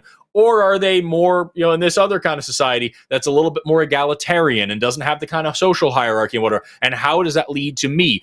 Have I historically had a society that was individualistic and puts a lot of weight on one person? Or is it individualistic and puts a lot of weight on the community? And how does that lead up to me? Go back to my ancestors of other species, all the way back to what kind of predators were hunting Homo erectus, 1.8 million years ago on the plains of Africa that eventually led to the and you go back further and further and further, and you get to this point where all the way to the beginning of life, there is this causal chain that necessarily, logically, reliably, predictably leads up to I had ice cream for dinner or I shot somebody with a gun. And that's this idea where we get this really deterministic, no free will kind of view. And from a neurobiological perspective, sure. And from an evolutionary perspective, sure. And that's really cool. The opposite side of that is that you have a whole deck of cards in your hand that you can choose any card you want freely. And yes, it is true that I can't decide. It's very rare that I would come up with a brand new thought, a brand new idea. It's much more likely on any given morning that I'm going to decide from the choices that are made available to me by my upbringing. Every time I go out and learn a new thing, I now have a new card in this deck. But as it stands, the decisions I make, whether I shoot somebody, eat ice cream, whatever like that, those are partially determined by the same things. My childhood, my upbringing, my mood, my all that. Everybody agrees on all that. The issue is did I take the time to add more cards to that deck on purpose? Did I take that time to build a habit of thinking through making a serious decision versus a not serious decision? Do I practice that kind of mindful behavior? And do I take education seriously and value expanding my horizons? And if I do, then now I'm no longer necessarily so determined. I can now decide to open up my options and make more conscious choices. And I can no longer blame, I had this kind of week at work and I'm in this kind of mood, so I chose to shoot the gun. I have chosen to break that cycle and break that chain, that deterministic chain. And there are people out there on the other side who would then look at that and say, right, but the ability to make that decision is also a deterministic thing. And it's whatever. So this is an area of discussion and debate right now. I encourage you, if you want to hear the determinist side, read Robert Sapolsky, really, really famous neurobiologist who wrote a whole book called Determined, all about how there is no such thing as free will, and how if you really, really, really, really think about it, you can never hold anyone responsible for anything ever. There can be no blame and there can be no praise. Nobody ever does anything good or bad of their own free will because there's no such thing as free will, and everything just plays out like dominoes. And that's a cool argument that I don't necessarily 100% agree with. I think it's got some cool foundations, but I don't vibe with the ending. That's the best I can give you for right now. What'd you say the author's name was? Robert Sapolsky, Sapolsky, I believe. You did a really cool interview with Seth Andrews a little while ago called Primitive, which is all about humans and why we're so weird. He also has a really good TED Talk called The Biology of Our Best and Worst Self, which touches on this quite a bit. And he wrote a book called Behave before then, which is also just about behavior. And he has, I've learned a ton from him. He has a lecture series that's free on you. He's a professor at Stanford University. And if you go to YouTube and look up his course on human behavioral biology, it's an introductory undergrad biology course that everybody can listen to. It's like, I think it's about 10 years old now, but the vast majority of the information in it is still super great. And there's nothing really terribly outdated in there. And you can learn a whole hell of a lot about why we are the way we are from a biological perspective. And just the key is to not stop there. Take that and go further with it and keep reading up on it, because there's a lot more discussion to be had in why we behave the way that we do. Okay. I've pretty recently done a turnaround on how I think about things. I grew up Christian, and so now I guess you could say deconstructing, and I've come to the point that I am. And so these are just like the things that I'm interested in thinking about right now. Yeah, and Sapolsky, he makes a lot of great points that are really worth thinking about. Like I said, I disagree with him on this area, but I agree with everything leading up to his conclusion. That's the beautiful part of it. It's how most things go by, and really all of science, where it's like we all agree on all of this. Where we disagree is what we do with it. And so, like, I'm not on board with the idea that there is no such thing as free will, and that everything that we ever do that was the only choice we really had because of all these things. And it must have felt very freeing, but really it was this. I don't vibe with that, but I do wholly understand that, like, holy shit, the psychology and the sociobiology is damning. If you give somebody, there's an experiment that you have two people, a person's getting in an elevator and they have to go up and they're going to be taking a psychological experiment, right? So you send this person a letter in the mail. You say, hey, we want you to do a psychological experiment. Come to this university at this time. We're on the 3rd floor. And they get in the elevator. And as they get in the elevator, a guy comes in. And he's got a pile of papers that are all over the place. And he's got a cup in his hand. He says, could you just hold this for a second so I can figure that, because I don't want to drop my shit. So you hold this cup. And the guy straightens out his papers. Thank you very much. Takes the cup, fucks off. You get up to the psychology experiment. Turns out the psychology experiment just happened. And they ask you, what did you think of that guy in the elevator? If you were holding a cold drink, you feel like this guy's an asshole. And if you are holding a hot drink, you tend to feel like this guy is a really sweet dude. And it's neat.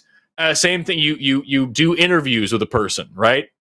And that's the psychology. You're an interviewer, and we want you to tell us what you think about these people coming in for the interview. If you're sitting on a hard chair, you have higher standards, and you think less of. And if you're sitting on a soft, squishy chair, you're nicer. And it's like you having a hard butt means you're a hard person, or something like that. I forgot exactly the details of that one. It might be that somebody thinks of you. It doesn't matter. But like these, there's a million examples of things like this where, like, just your physical surroundings and just the things you touch and things you feel. If you read a document all about how bacteria infect cells and how pathogens spread, you tend to have more anti-immigrant sentiments immediately afterwards because you blend these parts of your mind. And so, like, there's really damning evidence that our surroundings, our environments, the things that we experience in the day-to-day have a profound effect on who we are as people and how we behave. Like I said earlier, if you go to court, try to go after lunch, because when your judge has low blood sugar, they're going to be harder on you while still thinking they're being very fair. And meanwhile, when they have really good blood sugar, they're nicer because they're happier, even though they don't notice, right? And so you have this really damning evidence saying that there are these implications. The key is education still exists. That's my big thing, is that you can still decide to learn about these factors and decide what to do about them. And even if you don't want to take the time to learn a shit ton about biology and neuroscience and blah, blah, blah, blah, blah, anybody can decide to just be more mindful about their decisions and take the time. The heavier the decision is, the more time you take to just calm down and think things through and not be rash and not be harsh and be kind to other people. Those are habits you can choose to make. And the determinist argument to me is you have to hear somebody give you that idea to then decide to do that. So, like, yeah, it's a whole thing. Yeah. And I like... sorry, go ahead. I was going to say, just to also add, because the argument is ultimately philosophical about what free will even is and what happens to things like moral responsibility, crime punishment, that sort of thing. I wanted to throw in the mix as well a philosopher who has, I think, had some good thoughts and observations on this, guy by the name of Greg Caruso. He's given a few different talks, I think even a TED Talk, so it's accessible that way outside of books, and pointing out, like, hey, we understand pretty darn well that the way people act is deterministic, but there are still ways of talking about and dealing with things, even a deterministic universe, and still be able to, like, justify things like punishing criminals or things like that. In the same sort of way, it's nobody's fault that you get sick, but it's still reasonable to quarantine. It's completely deterministic. Yeah. It's not because of guilt, but it also makes a whole lot of sense that we would separate ourselves from this person because of the danger they have to the community. So you could use a similar kind of justification for why a prison system might exist. Not necessarily our current system. Anyone who's been inside a prison cell can probably tell you it's not exactly ideal for making better people, but it's at least a way of saying, hey, we can still think about and act as if there is morality, that there is some semblance of control, there is some reason to punish people for what they do, even with the whole system being completely deterministic. I just dropped the link to that book in the chat from Amazon there. So if you want to read his, Robert Sapolsky's, I love this in the review. One of our great behavioral scientists, the best-selling author of Behave, mounts a devastating scientific and philosophical case against free will, an argument with profound consequences. That's great. So you can check that out if you want. It's pretty cool. Okay, I appreciate that. And yeah, I kind of like, even if you do have the deterministic mindset and everything, I do still understand that, like, in my subjective experience, that doesn't really matter. Like, I still feel like I'm choosing things, and I can still make an effort to make my life better and make better decisions and everything. And so I kind of have it compartmentalized like that. So I've been really interested in this, and I appreciate you indulging that. Yeah, no worries. It's a cool thing, and it's a cool argument. Like I said, I'm not sold, but it's also, I'm going to be real with you, it's not one that I dedicate a lot of my time and energy to because I've got other shit to worry about. But like, I think there's good ideas and good positions on both sides. I encourage you to dig into it. It'll be fun. Okay. I do have one quick question for Forrest before I hop off here and everything, because I don't want to take too much of your time up. But so you're going to be at Dragon Con, right? I am. Will I'll be on the science and the skeptic tracks. Yeah. Are you going to be on multiple tracks? Yeah, science and skepticism. Okay. And is that am I going to be able to, like, meet you before or after this panel? Very likely, yeah. If it's anything like last year, the panels are they rent out a whole bunch of hotels and they just have like a fucking ballroom with a table and a stage, and you do the panel, you do the speech, you do whatever, and then people can come say hello to you or whatever like that. So you should be able to, come up, say hello. Okay, I didn't know if it was going to be something that was open like that, or if it was going to be something like, hey, it's over, everybody's got to clear out. But yep. It usually is. I as far as I know, that's why I love conventions, because I get to get out from behind this screen and actually go say hello to people. I was just looking through the event list for DragonCon this year, and I saw your name, and I freaked out. 'Cause I was Yep.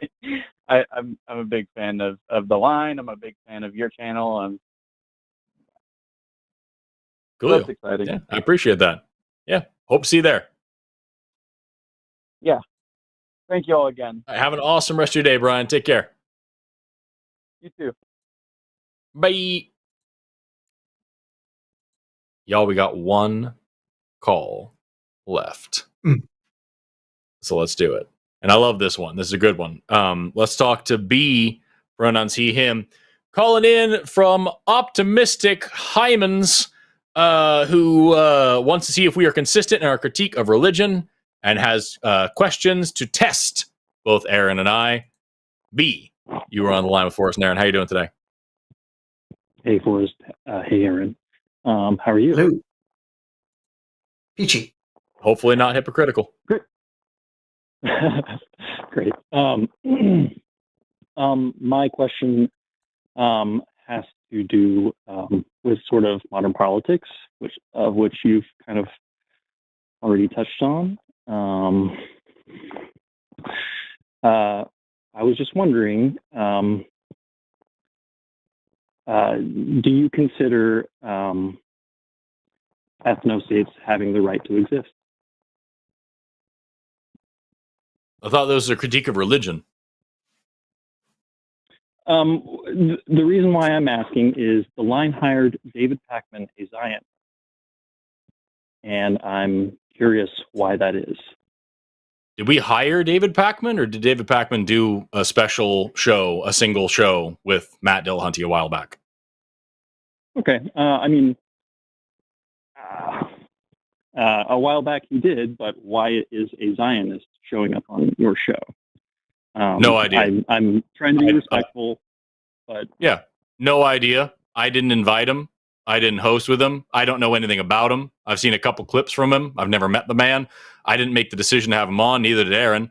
That sounds like a question for Matt, who had hosted the show with him, because he's the person who made that decision.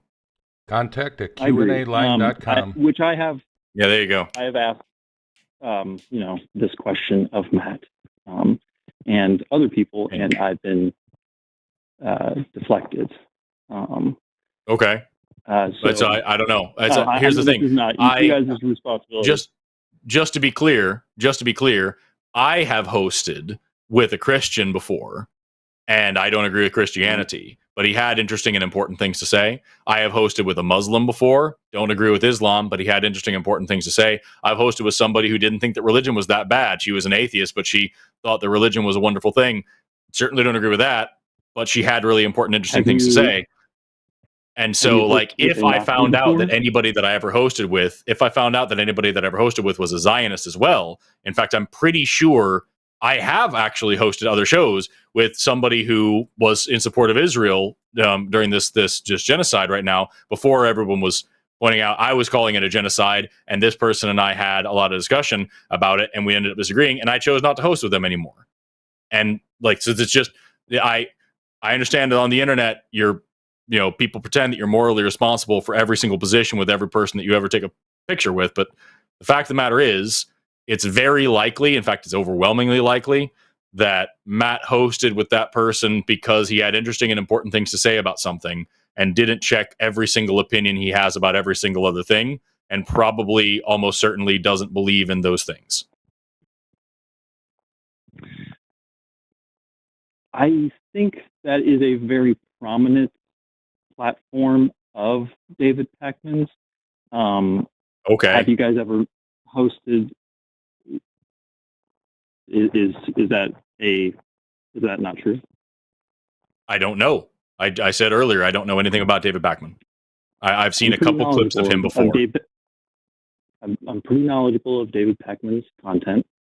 Okay. All I'm saying is that I wouldn't host a show with a Nazi. I don't know anything about him to call him that, but I wouldn't either. But that's the thing, man, is like I said, people are diverse in their opinions.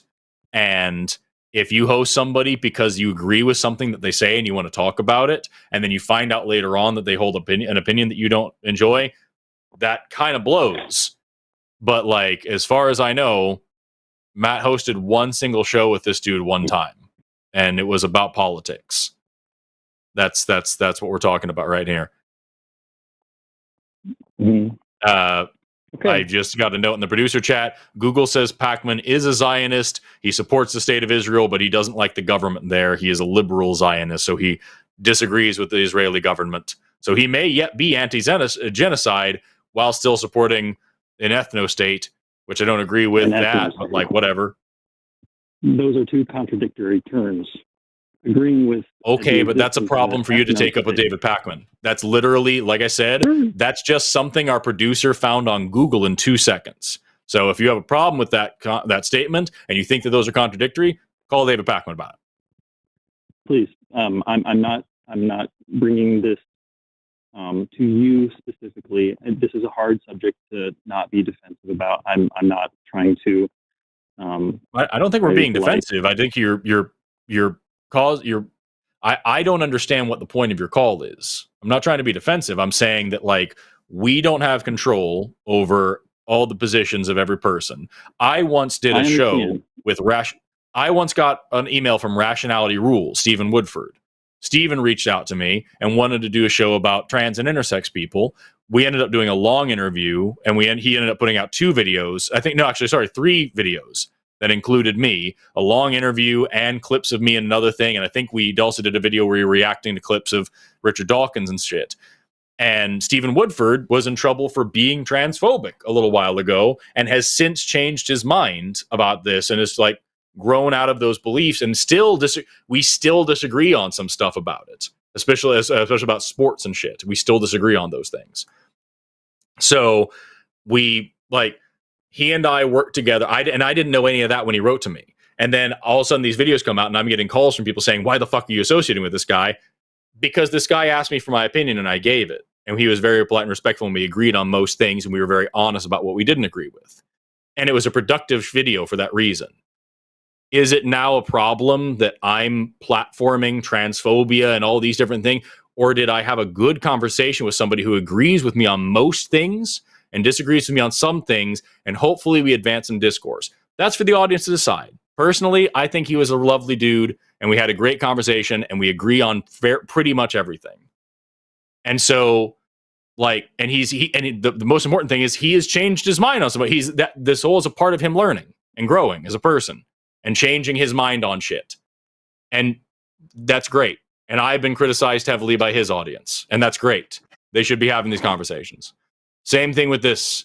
If David Pacman doesn't believe every single thing that we believe in, okay, we should talk about that. But it's very likely. In fact, I would say it's overwhelmingly likely that, just like with me and Steven, Matt probably didn't know what David Pacman's views were on this, didn't have him on to discuss those things, didn't discuss those things with him when he was on, did what he came there to do, and then later on down the line, if he learns, hey, he has this position on this thing that you don't agree with, okay, fuck. Probably won't work with him again then for that reason, maybe. And that's how the internet goes. If I may also look, just because I don't know the political opinions of everyone, and also with something like the situation in the Middle East, any opinion you have has to be complicated and nuanced.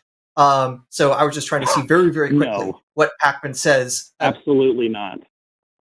Well, unfortunately, that's what every side says, and then they get very violent. I try to be a little bit more careful. Sorry, for an Actually, if I may complete my sentence, I just was trying to quickly look and see what can I say about what Pacman's opinions on these things are. So I'm going through his YouTube channel, and for example, there's a video from 10 years ago where it's about Netanyahu expediting a plan for 1,000 new Israeli settlements, and the tagline for this is shameful. So Pacman is against the settlement programs in places like the West Bank. So that doesn't fit the Zionist program of Jewish folks need to control everything in that region. Yeah. So I don't know what the particulars are of Pacman and all these things. Just very quickly, it looks like whatever he might think about what Zionism is to him, it may not be the same thing that you're thinking and what would be angering you. So that's what I'm just saying, a bit of caution or nuance to this, to what might be Pacman's position,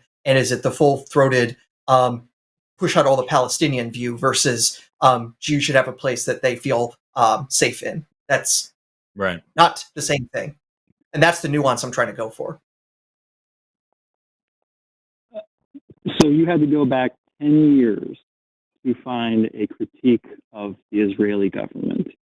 I'm just saying I'm trying to quickly find anything, and this is what I'm finding. Can I please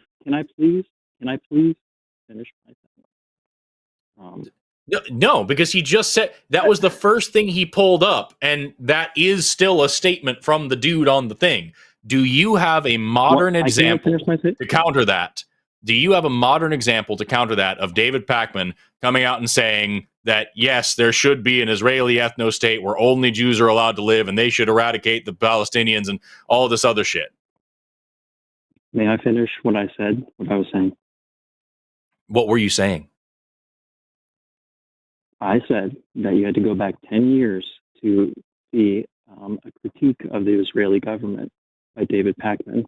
David Pacman no, he didn't. Please let me finish. I'm not going to misrepresent me. I'm going to step in and defend myself over your BSing here. So actually, no, go ahead and just be muted for a minute. What I said was, when I tried finding anything, this is what I could find.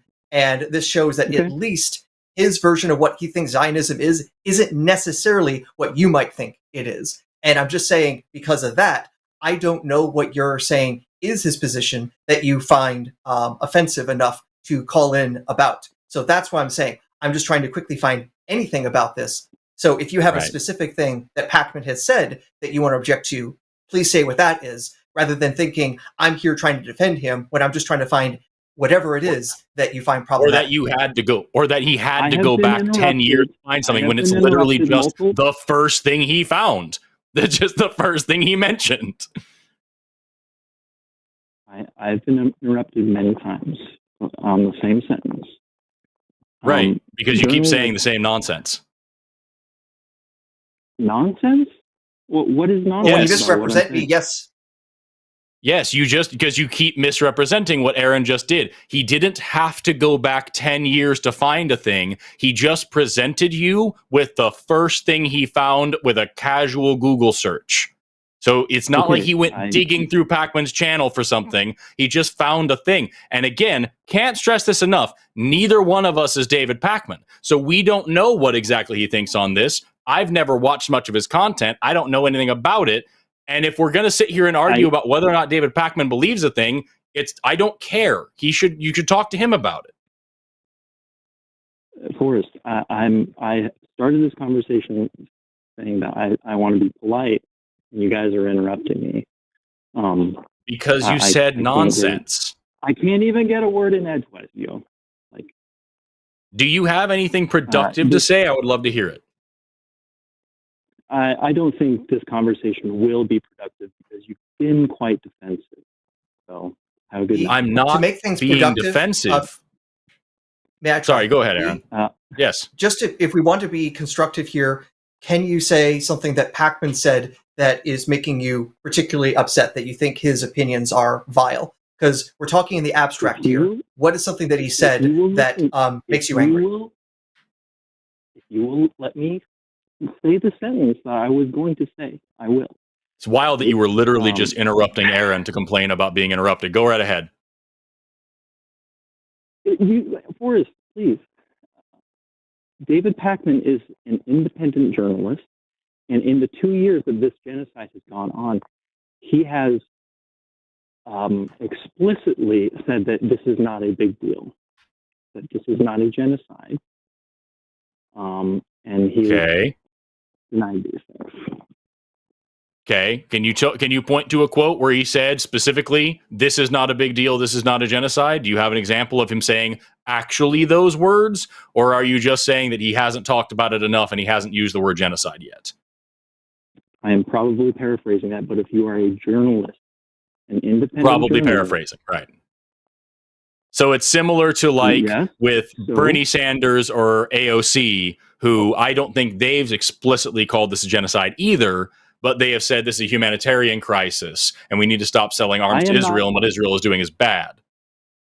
I do not approve of what Bernie Sanders or AOC say about this concept either. I didn't They are accuse you wrong of, as well. of approving them. I'm just making a That comparison. was the implication. It very much was not. I said, Okay, so well, it's what was the like implication? that. Did you fucking exactly what I said? You said Pacman Hey, says that this isn't a big deal and it isn't a genocide. And I asked you, is that actually what he said? Or is that what you're taking from it? And he just hasn't been very strong about it. And you said, I'm probably paraphrasing it. So I asked you, okay, so that means it's a lot like Bernie Sanders or AOC, who also aren't explicitly calling it a genocide, but are calling it other things like a humanitarian crisis, and like Pacman, are chastising the government of Israel without outright calling for the elimination of Israel or saying that this is a genocide or anything else that's very inflammatory. They're taking a very politician-y approach to it. It sounds like Pacman saying the same thing. That's what I asked you. I didn't imply anything. If I was trying to say something, I would have fucking said it. So that's what I'm getting at. It sounds like they're taking the same position, or at least he's doing the same kind of rhetoric that Bernie Sanders and AOC are doing. Do you see that the same way that I see that? Or is there more to this that I'm missing? Forrest, you said that was a question. What is the question? I just repeated the question. Do you think that those are comparable and that that's what Pacman is doing? Yes, and I disapprove. Oh, okay, great. Then send the same letter to Pacman that you send to Bernie Sanders and Alexandria Ocasio-Cortez and let us know what they say. But beyond that, I still don't get what the point of the call is here. Matt hosted a show with somebody who has an opinion that he doesn't agree with. And what? I guess I would critique the institution I work for if they're hiring explicit scientists during. We didn't hire him. Genocide. We didn't even pay him for his time. We don't do honorariums. He was a guest on a show talking about something else. So no, this is our great sin here, B. Our big problem is that when we had a famous journalist as a guest on a show, we didn't thoroughly research every opinion he has about everything. Is that what you're criticizing us for? The producer brought it up in seconds. Who? Your producer brought it up in seconds. Why didn't you? It's a very prominent position. Who was the producer and how did they bring it up? I haven't watched this show. I didn't watch this one. I don't know talking that. about me, Forrest. You said that. Okay, so Amargan, did you bring up that David Pacman was a horrible Zionist within seconds of the interview starting with Matt? No, you got what I put in chat. I didn't. Okay, let me see. Oh, that's what you put? What it was is that it's when we, to be clear, it's when we explicitly looked for David Pacman's views on this, does this thing come up that says Pacman is a Zionist? So that means we have to actively look for the negative opinions. Is that what you're talking about? That our producer brought up during this call right now that he was able to Google something and find some information? Or are you saying that during that show it was brought up? I'm sorry, could you repeat the question? When you just said the producer brought it up in seconds, were you talking about that show with Matt and David, or were you talking about this show right now when our producer Googled some shit and put it in the chat and I read it to you? I will explain.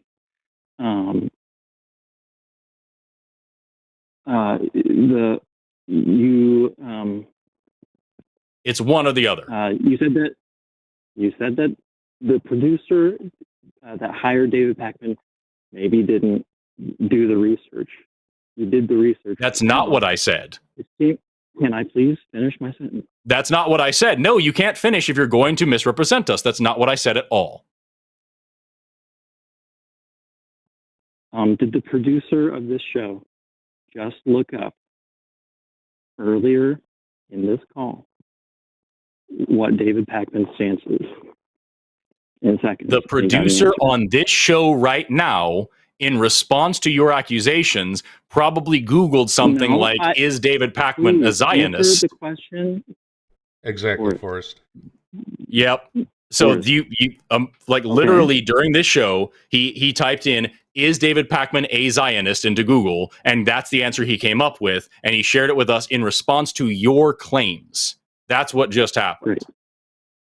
Great. Did they do any research on David Pakman before his guest appearance? I don't know. I'm not a producer, and I don't even know who produced that show. Okay. All I know is that they had him on to talk about, I guarantee, I don't know what that show was, didn't watch that show, but I'll bet money that the show wasn't about Israel versus Palestine. It was probably about something very different. And so again, it sounds like the entire critique here is that we didn't learn every opinion that this person has before we had him on the show in order to vet him on every opinion that he has about anything. It sounds like that's the critique that you're giving us. Is that the critique, or is there something more to it? I think an independent journalist stance on... That was a yes or a no question, B. You've given me quite a few non-yes or no answers for yes or no questions. You haven't specifically asked one. So I would love to ask again, is the actual critique that you're laying on us here that we had somebody on without thoroughly investigating every single position they have about everything? No. My critique is that you did not research a very important position on an ongoing genocide. So I didn't research so that the critique is that we had somebody on without checking their opinion on one specific thing. Yes, a specific thing that is ongoing and very political. And David Pakman what is David Pakman's position on the genocide in Sudan? I don't know. Because we aren't funding the genocide. Why wouldn't you check his opinion on a very important ongoing genocide? Why would you not do that? Can you explain the relevance of that? Oh, you mean that relevance is important. So if Matt were to host a show about something completely irrelevant to what's going on in Palestine, maybe he wouldn't have checked beforehand about a completely different topic. Thank you for answering your own question, B.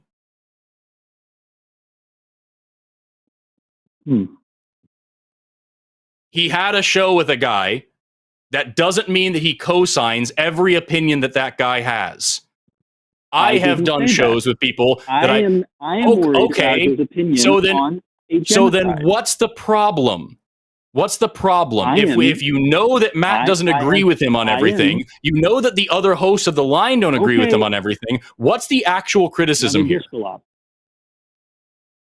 I am critiquing his opinion about a genocide. Not every opinion. I don't give a fuck, B. We're not him. Call him and criticize him. Nobody here represents David Pakman. None of us work for him. None of us have ever paid him a dime. I'm not saying that. I'm not blaming you. Then why are you calling? What is the point of the call? Forrest, to discuss this. No, you said you were coming in to critique. It specifically says that you're trying to critique us and you're trying to test us on things. First of all, you said you were critiquing us on our consistent critique of religion, which isn't what this call is at all. Second of all, this entire thing has been asking critiques of the line. Why are you hiring this guy? Why are you bringing this guy on? Why aren't you checking this guy? It absolutely has been criticism of us. And if the call is just to discuss the opinions of David Pakman, you'll be shocked to learn none of us are David Pakman. And we don't work with David Pakman. And David Pakman isn't ever been paid by us. We don't associate with the guy. He was on one show. So you do associate with him? He has we've known him. I'm in a picture with genetically modified skeptic from a thing that we were just at together a minute ago in Canada. Does that mean I agree with him on everything? No, we were in a picture together. I hosted a show with Qasim Rashid a little while ago. He's a human rights lawyer and a practicing Muslim. He knows that I don't like Islam, and we didn't talk about it because Forrest, he's on the show for something else. I am not saying that you have to agree with everything on someone's opinion. Great. Then we're on the same page. We had David Pakman on despite the fact that we don't agree with everything that he said. Now what? I'm not saying that you should agree with everything he said. Why do you keep arguing that straw man? Great. So then we agree. So now what's the point of the call from here? You don't agree. You keep saying that I'm saying that you have to agree with everything you're getting. Oh my God. So what's the point of the call, B? To discuss why the line hired a Zionist. How many times do you have to say we didn't hire him? Did we hire David Pakman, B? Okay, I don't. If you didn't hire him, I'm unaware. But I use a different word. You are not unaware. I've said it at least 10 times during this very call. We didn't hire him. We didn't even pay him for his appearance. You didn't hire him. Fine. He appeared on your show. Yes. So what's the problem? If you didn't pay Hitler, would you allow him on your show?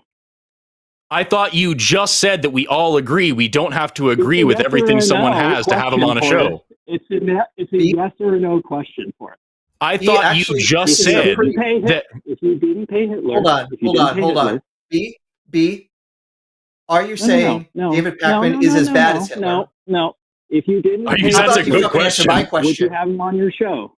If you didn't pay Hitler, how about this? Would you have him on your show? Is David Pakman as bad as Hitler? Yes or no? Have him on your show? This is so stupid. If you didn't pay Hitler, this is where you didn't pay Hitler.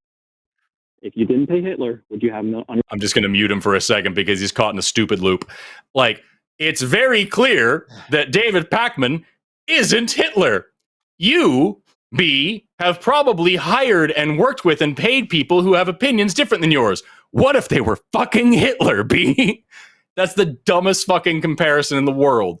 David Pakman probably agrees with most things that we agree with. We probably agree with most things that he says.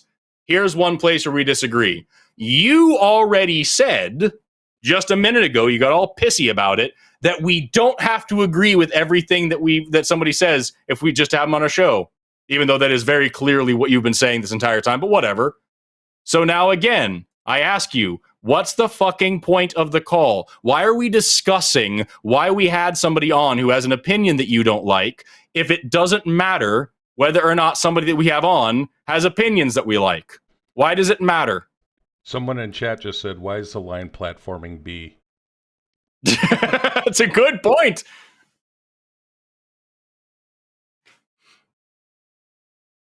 And again, I did some very quick perusing here, and I'm not trying to defend David Pakman because, from what I can tell, he's refusing to talk about the situation in Gaza, and that really is, I think, an abdication of the responsibility of a political commentator.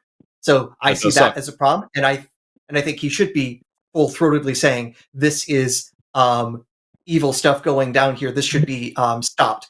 Conversely, from what I can also tell, is that he doesn't say what's happening in Gaza is a good thing. He is not saying that Israel needs to take over the whole thing. In fact, from what I can find, he says he's for this two-state solution, and he's against the settlement programs that especially Netanyahu and the right-wingers in Israel have been pushing. So at the very least, as much as he is a Zionist, he is not Netanyahu. He is not a pro-genocide person. He's definitely not Hitler, as far as I can tell. Do you have any evidence of him saying it's good to do some ethnic cleansing? I would like to address what you just said. Thank you for answering me, Aaron.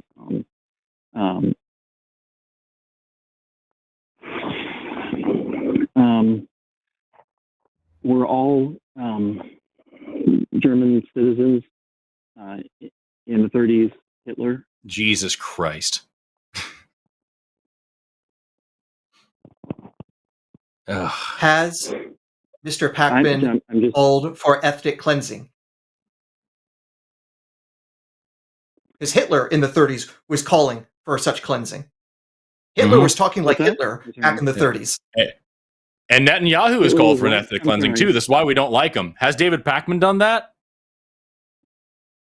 David Pakman done what? You guys are throwing all the questions at me. It feels a little Yes, bit like because it's our show that you called into. I know, and you're being quite rude. I've tried to like low tone this the whole time, and you cursed at me, Forrest. Actually, you have also been quite rude, sir. You've actually been coming in with a purity test for us that if we even associate with people with opinions you don't like that you can't correctly articulate, that is enough reason for us to be canceled. So, like, as much as there is a bad form of canceling, you're trying to do the bad form. Are there people who deserve to be canceled? Sure. Is David Pakman one of them? If you can give an example of that, you might convince me. But as is, you seem to be coming in and having a version of what you think he is, not necessarily even based on his own statements. And the fact I find something contradictory and you have to go in defense mode to defend your view of him being the evil Zionist on the same page as Hitler, you might need to stop and say, hold on, hold it. Maybe I'm the one who's being the puritanical person here, and I'm the one being unreasonable and making demands on everyone not being as pure as I demand they be because of my opinion on what someone may have said about something that I have no evidence for. I muted him. I can unmute. Do you think it's puritanical to oppose genocide? That's the stupidest possible response to what Aaron just said. I'm just throwing it out there, so we're all on the same page.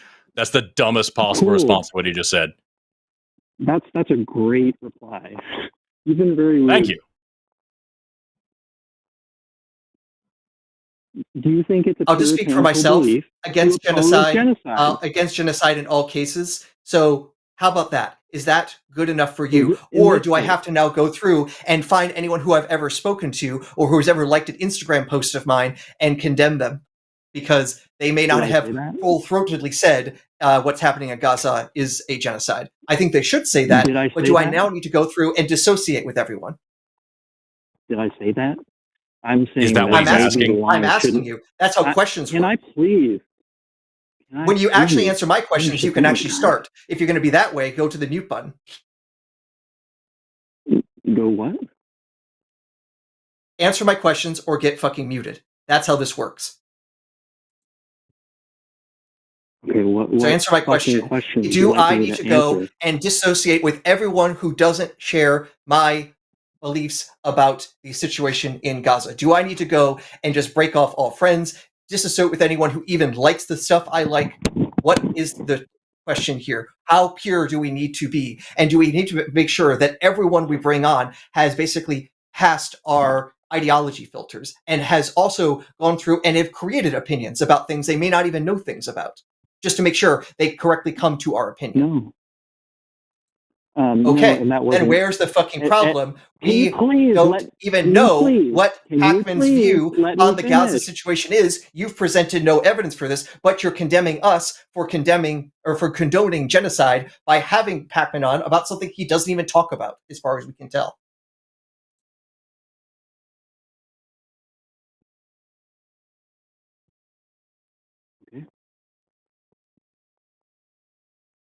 And I have to make this long connection because here you're getting upset at us because someone else was on with Matt who didn't talk about something you're upset about. That is literally the level of upsetness and absurdity that you have to connect to us and somehow think that you're critiquing Forrest and I. Because of someone Matt talked to about stuff that wasn't even related to what has upset you, about something that, as far as I can tell, this person doesn't even talk about. It's not even having a bad opinion. It's now about having no opinion at all, or at least not expressing it. And that someone else doesn't express their opinion is now somehow, by 5 degrees of separation, impugning us. That is puritanicalism of the worst form. And honestly, that's not going to help our movement and try to actually stop these terrible things. We need to actually not just slit each other's throats because we're not pure enough. I want to shout out Damien in the chat who just pointed out, this is a genocide and I'm against it. And I don't call this a genocide, but I'm against it.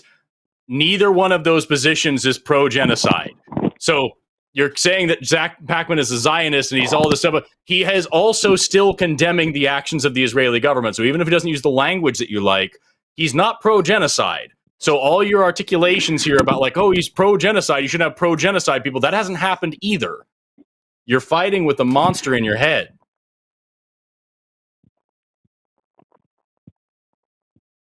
Do you have proof that David Pacman doesn't believe this? So now we have to do thought crime. Is that where we're at? Now we have to find proof. We have to have proof of what he doesn't believe in order to have him on a show with different hosts to talk about something that he isn't even there to talk about. This is insane. Like, it's so fucking dumb. And here's the big kicker is like, even now by your own admission, none of this has to do with not even Aaron or I. None of this has to do with the line. This doesn't have to do with Matt. This doesn't have to do with our producers. This doesn't have to do with anybody except for David Pacman. Yes, which you earlier on, B, said is okay because you don't have to agree with everything that somebody says in order to have them on the show. You said that. No, I didn't. I did not say that. Yes, you did. Rewind the call. You did. Oh, please. You absolutely did. And here's the crazy thing is like right now at this moment, I'm fucking wearing a Palestine bracelet that I've been wearing for the past 2 conventions that I've been at too, and like have been openly talking about this shit. And so like now here I am. Woe is me, as I've been so fucking outspokenly anti-genocide this whole time, that I'm on a channel with a different person who had an interview with a different person who never expressly said he didn't like genocide. And now that implicates me and my job here at this network. This is the dumbest fucking thing that I've ever fucking heard. At least that's for today. It's the dumbest thing I've heard today. B, I'll give you that. There's always tomorrow. Forrest, I did not say. Yeah, so tomorrow's a new day. We can get a new caller. Forrest. Do you have something fun, something interesting, something new? Are you going to change your opinion again? He fled. Oh, he fucked off. Cool. Yeah, B, much to your chagrin, I was here for the whole call too. So I remember the fact that we started with the line has a problem because you hired a Zionist, and then went to, it doesn't matter if somebody believes anything as long as you're not responsible for that, and then went all the way back around to, the line is bad because they hired a Zionist. And at no point did we hire a Zionist. And not only that, but we hired a Zionist only in his head. He doesn't even express it, so we have to now check for thought crime. Yes. So fucking stupid. God. B, I encourage you to try calling David Pacman, since he is clearly the several. That's another thing. Several times, what's the point of this call? It's to discuss David Pacman's opinions. No, thank you, because neither of us are David fucking Pacman. Fucking Jesus Christ. Oh man, it sucks so bad that that's the level of discourse that we have to have sometimes with people who really, really, really, really, really want to have a problem with somebody. But hey, it's time for super chats. Yeah. Yes, it is. Let's do super chats because that's more fun. They are $5 from Zeroth Moonpaw. If scientists have an orgy, is it a big bang? Go to bed. It's a big fucking bang. That's what it is. Mm-hmm. $10 from Joshua Everett. Yes. I know we all clown on the monad, but is there any serious theoretical work hypothesizing about a motive field or some sort of force that allows or causes motion on interactions with forces or objects? The idea of a motive field honestly sounds really close to my research on physics misconceptions about there being a motive force or an impetus. So at least with that language, I don't think that is part of modern physics talk. It strikes me too much of what pre-Galileo people were talking about. But I also might be misunderstanding, so I don't want to be crapping on something that I don't know enough about. $10 from the atheist mechanic. I kind of wish it wasn't such a norm for kids to grow up in church. You and me both. My grandparents and parents never gave me the option to not go to church when I was growing up. That is very common. And yeah, it fucking sucks. It's because we still think that faith is a virtue in this country, and that blows. $5 from Garcia Buckner. If March of Progress is inaccurate, why does it perfectly illustrate my life throughout the years? When were you brachiating, sir? Some of those are like, they have the whole Gibbon arms up in there. Horrific. $4.99 from Hannah Hodgkins. Hello to my two favorite science-y peeps. I'm going to tell Erica you said that Aaron and I were your favorites. Fuck. Aaron and Erica include fuck. I didn't read the next line. I'm going to tell Blitz that you said that we were all your favorite science-y peeps. Thanks for filling my brain with facts and not fiction. Hashtag Zerba. Hashtag Godzilla rocks. Hell yeah. Mm-hmm. $5 from Legally Maud. If you fall into a black hole, you die. You'd probably be dead before you get to the event horizon. Again, that whole spaghettification process.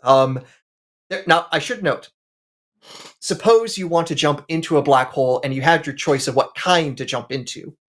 Strongly recommend jumping into a supermassive black hole because it's the smaller black holes that have the greater differential in force as you get to the event horizon. So you get more spaghettification effect from the smaller black holes than the big ones. So if you have your options, go find the billion plus solar mass black holes. So the spaghettification process is just a little bit more tolerable as you go by the event horizon. Makes sense. I wonder how much that would hurt to be stretched, because it's like space. Is space stretching too? So you wouldn't feel it, or is it just your body that's stretching? Or would you feel it if space Your stretched? body will be stretched because this.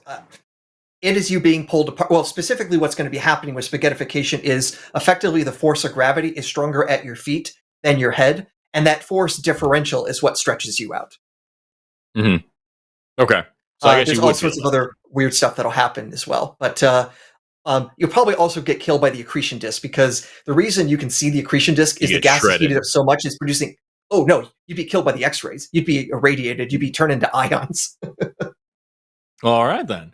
$10 in the atheist mechanic. There's only one race, the human race. Hell yeah. $10 from Jay Anderson. My favorite moderators. Thanks for your wisdom and patience. No one ever tries to make a bad decision. When were we wise? $5 from Joshua Everett. I thought I might be David Packman, but the name of my underwear says Gerald. Well, who the fuck did you steal them from, Joshua? Like, what's that? $4.99 from Hannah Hodgins.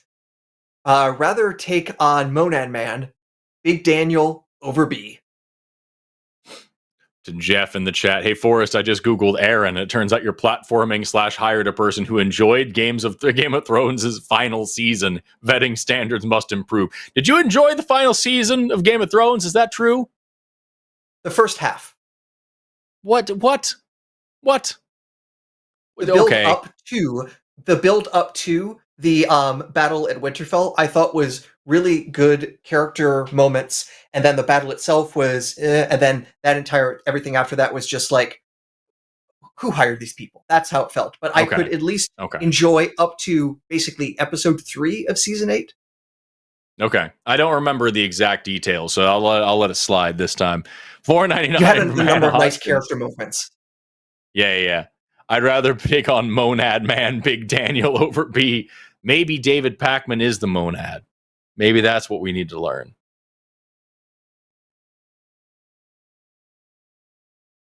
$5 from Monkey at Typewriter. So, we all know that Forrest wants to cut children and grow superbacteria. Dr. Adair, how would you use your science to endanger our collective existence? Strange quirks.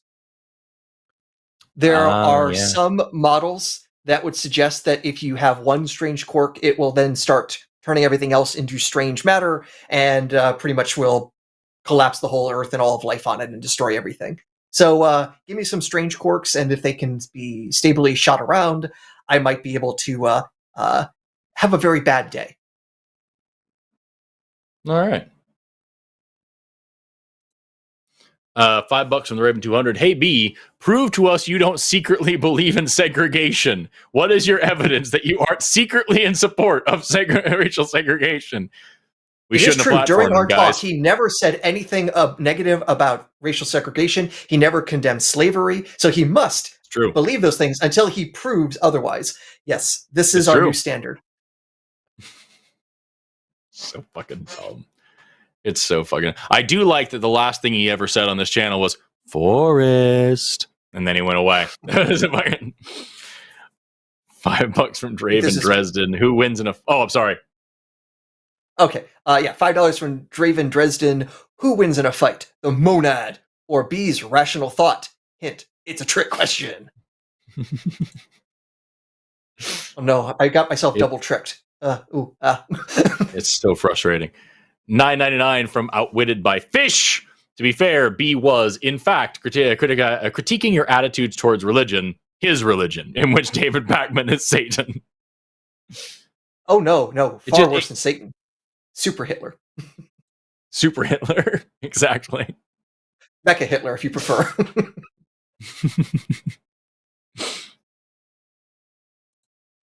$5 from... I can't remember anymore. You go. Yeah. $5 in Soupy Dude. Only one race? What about NASCAR? The only race that matters. Well, what about Wacky Races? Wacky Races? It was a Hanna-Barbera cartoon. Basically, all the Hanna-Barbera characters in cars racing each other around the world. Hell yeah. All right, we got $5 Canadian from Reverend Nate. Has B asked Billy Mitchell what he thinks about Pac-Man's opinions? All right, I like this. I like this pun. Forrest, I don't know if this is before your time. I don't know who Billy Mitchell is. He was like the master video game arcade player back in the 80s and like massive high scores in like Donkey Kong or Pac-Man. So hence the Now it makes sense. Pun. Now it makes sense. I get it. On the other hand, I think more recent times have shown that Billy Mitchell has been kind of a jerk or worse. I don't know the details. I just have this recollection that he's in some sort of legal issue, but I don't know the details. Please Google it to get better information than my brain. Fuck that guy, unless not. $4.99 from Hannah Hodgkins. Hate to sound nitpicky, but my last name is pronounced Hodgins.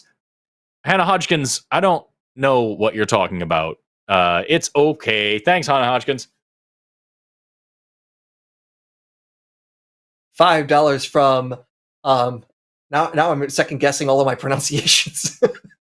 Eliashana Silverbro. Wow, I really screwed that one. I'm sorry.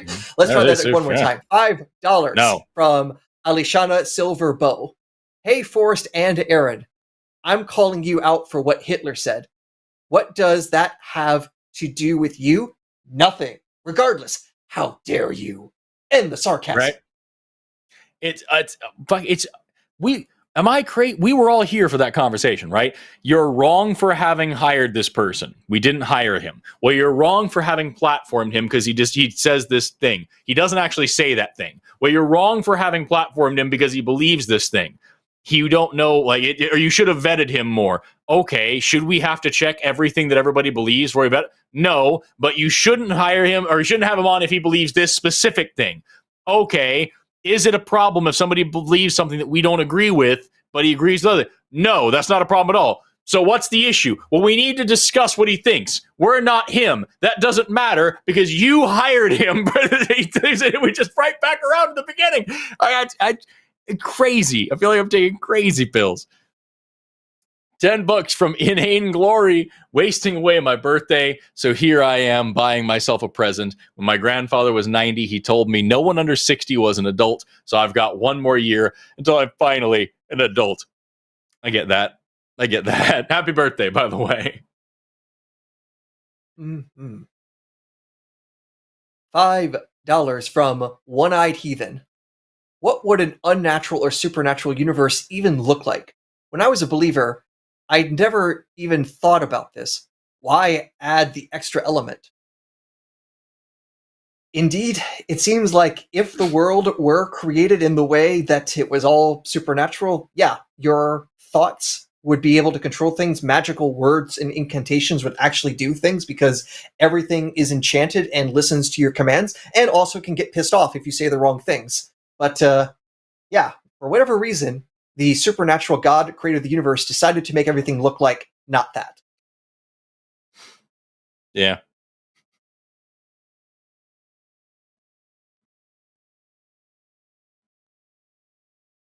Do What we else have have we more got? chats?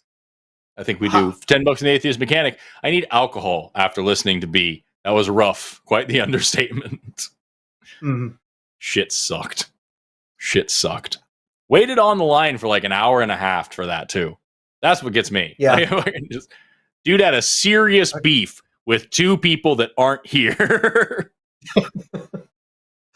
All right, $6.99 Canadian from Jeff Thiessen, or is it Thiessen? Again, I second guess every Hodgkins. pronunciation of Pronounce every word Hodgkins.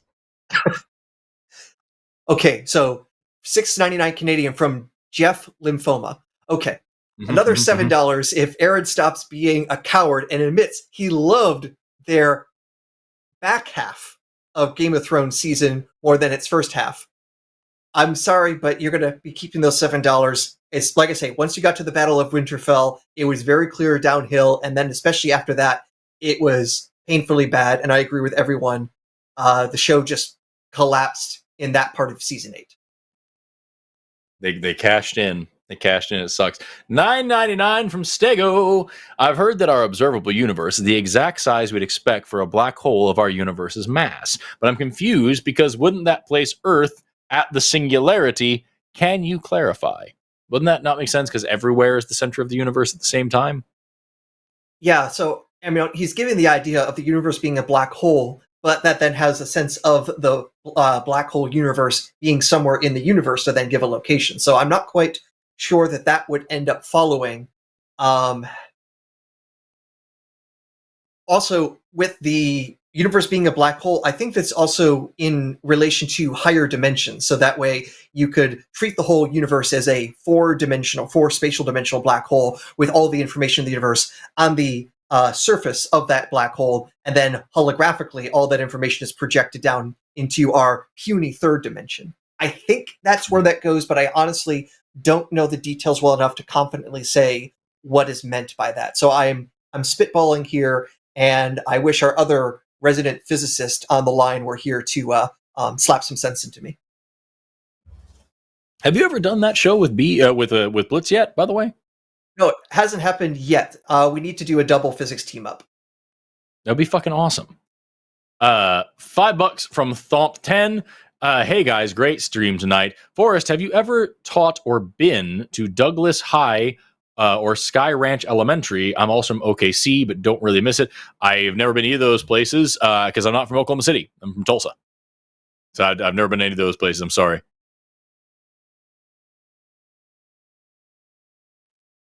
Now we got $4.99 from Jimmy Jr. Blasphemy!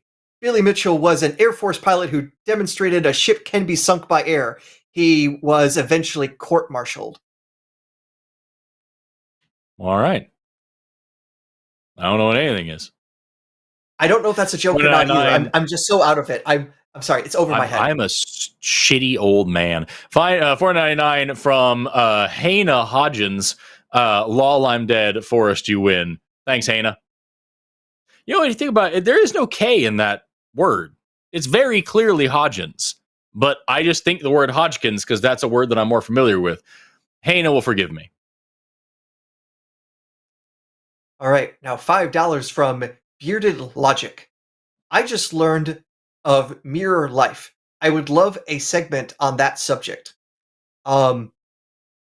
By mirrored logic, we're talking about like life with different chirality in its molecules. I think that's what you're getting at, Bearded Logic. I'm looking it up. Yes. Yeah. Yeah, and I think if the only reason you have the exact opposite enantiomer of every chiral molecule, yeah. Yeah, and I think they might be bringing that up because I think recently the science educator Kyle Hill brought up mirror life in a YouTube video. It might have been either yesterday or today. So that's why I could guess what was meant here, because I watched the same video and how it could become either an interesting research paradigm or destroy all life on Earth because nothing could eat this left-handed monstrosity. $10 from Lena.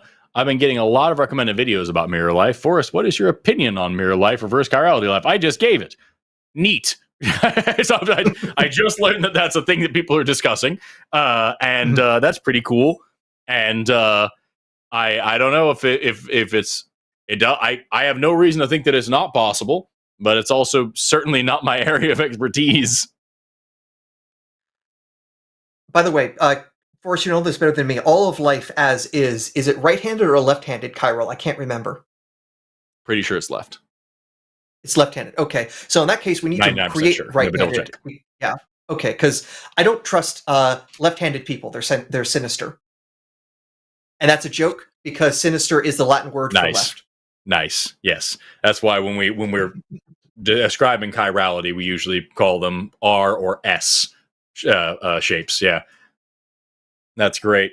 Yeah, I'm pretty sure left-handed amino acids life. I'm just going to see if that's right. Yes, it is left. Yes. $9.99 from I Am the Cheese. Call me crazy, but I think they mean doubt. David Pacman or Sanders or AOC are the enemies propping up genocide. B is talking like saying genocide enough times will exorcise BB like some magic spell. It'll just take care of the line. Yeah, I've been trying a few different magic spells. None of them have made my political goals come true.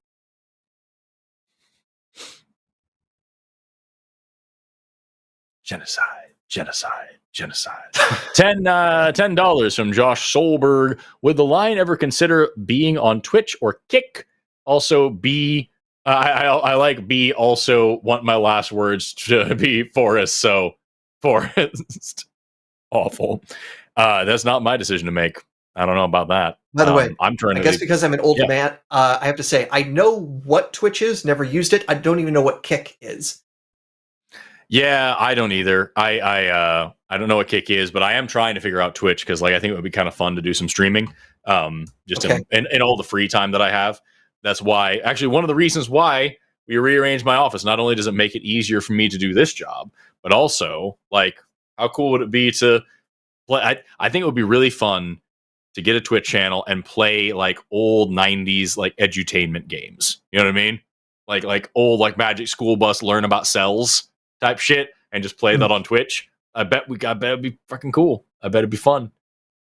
Monster in Head just sent 10 theoretical dollars. The B call turned out to be my favorite moment on the line when Forrest said fighting a monster in your head. I got all woggly and felt recognized in a deeply positive manner. Thanks, Monster in Head. We appreciate you. With that, Aaron, do you have anything you want to sign? Oh, fuck, we got this too. 10 more theoretical dollars from Reverend Nate. All right, I'll read this one. Aaron, concerning quantum entanglement and interacting with one molecule / particle instantly causes change with its sister particle. Doesn't that violate the speed of light? If so, what the fuck? Hashtag Zerbas Hot Beef Taco Truck 2026. Okay, so the observation you have is also the observation that Einstein had in the 1930s when he basically said, hey, dude, this whole entanglement thing you've come up with, clearly it can violate this theory of relativity or special relativity that I've come up with. You've given me a Nobel Prize saying you think I know what my stuff is. So how are you going to be responsible for this? And ultimately, it is still an area of debate, discussion, interpretation about how this works. Now, fundamentally, we know that we can't actually transmit information this way. That in some way or the other, the entanglement of two particles, the entanglement itself will be broken, but you won't be able to say, hey, I got two electrons, one is up spin, one is down spin, I don't know which is which. And then when I open the box and realize, oh, this is down spin, the person down the road doesn't know instantly have an up spin until I can send them the message, which can only be at light speed.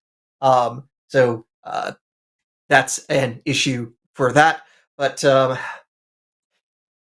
how we're going to ultimately make things safe, you might go the routes of like many worlds interpretation so that all those possible worlds exist and there's no breaking of speed barriers, that kind of way. But it's still an active area of debate. Words. Really quick before we wrap up, Aaron, I think I asked you this earlier, but do you have anything you want to promote or anything you want to shout out before we go? I've already shouted out that I have a few different projects in the works. I'm working on an Exodus book with my co-author, Jonathan M.S. Pierce. I'm also working on a different book with my wife on Godzilla.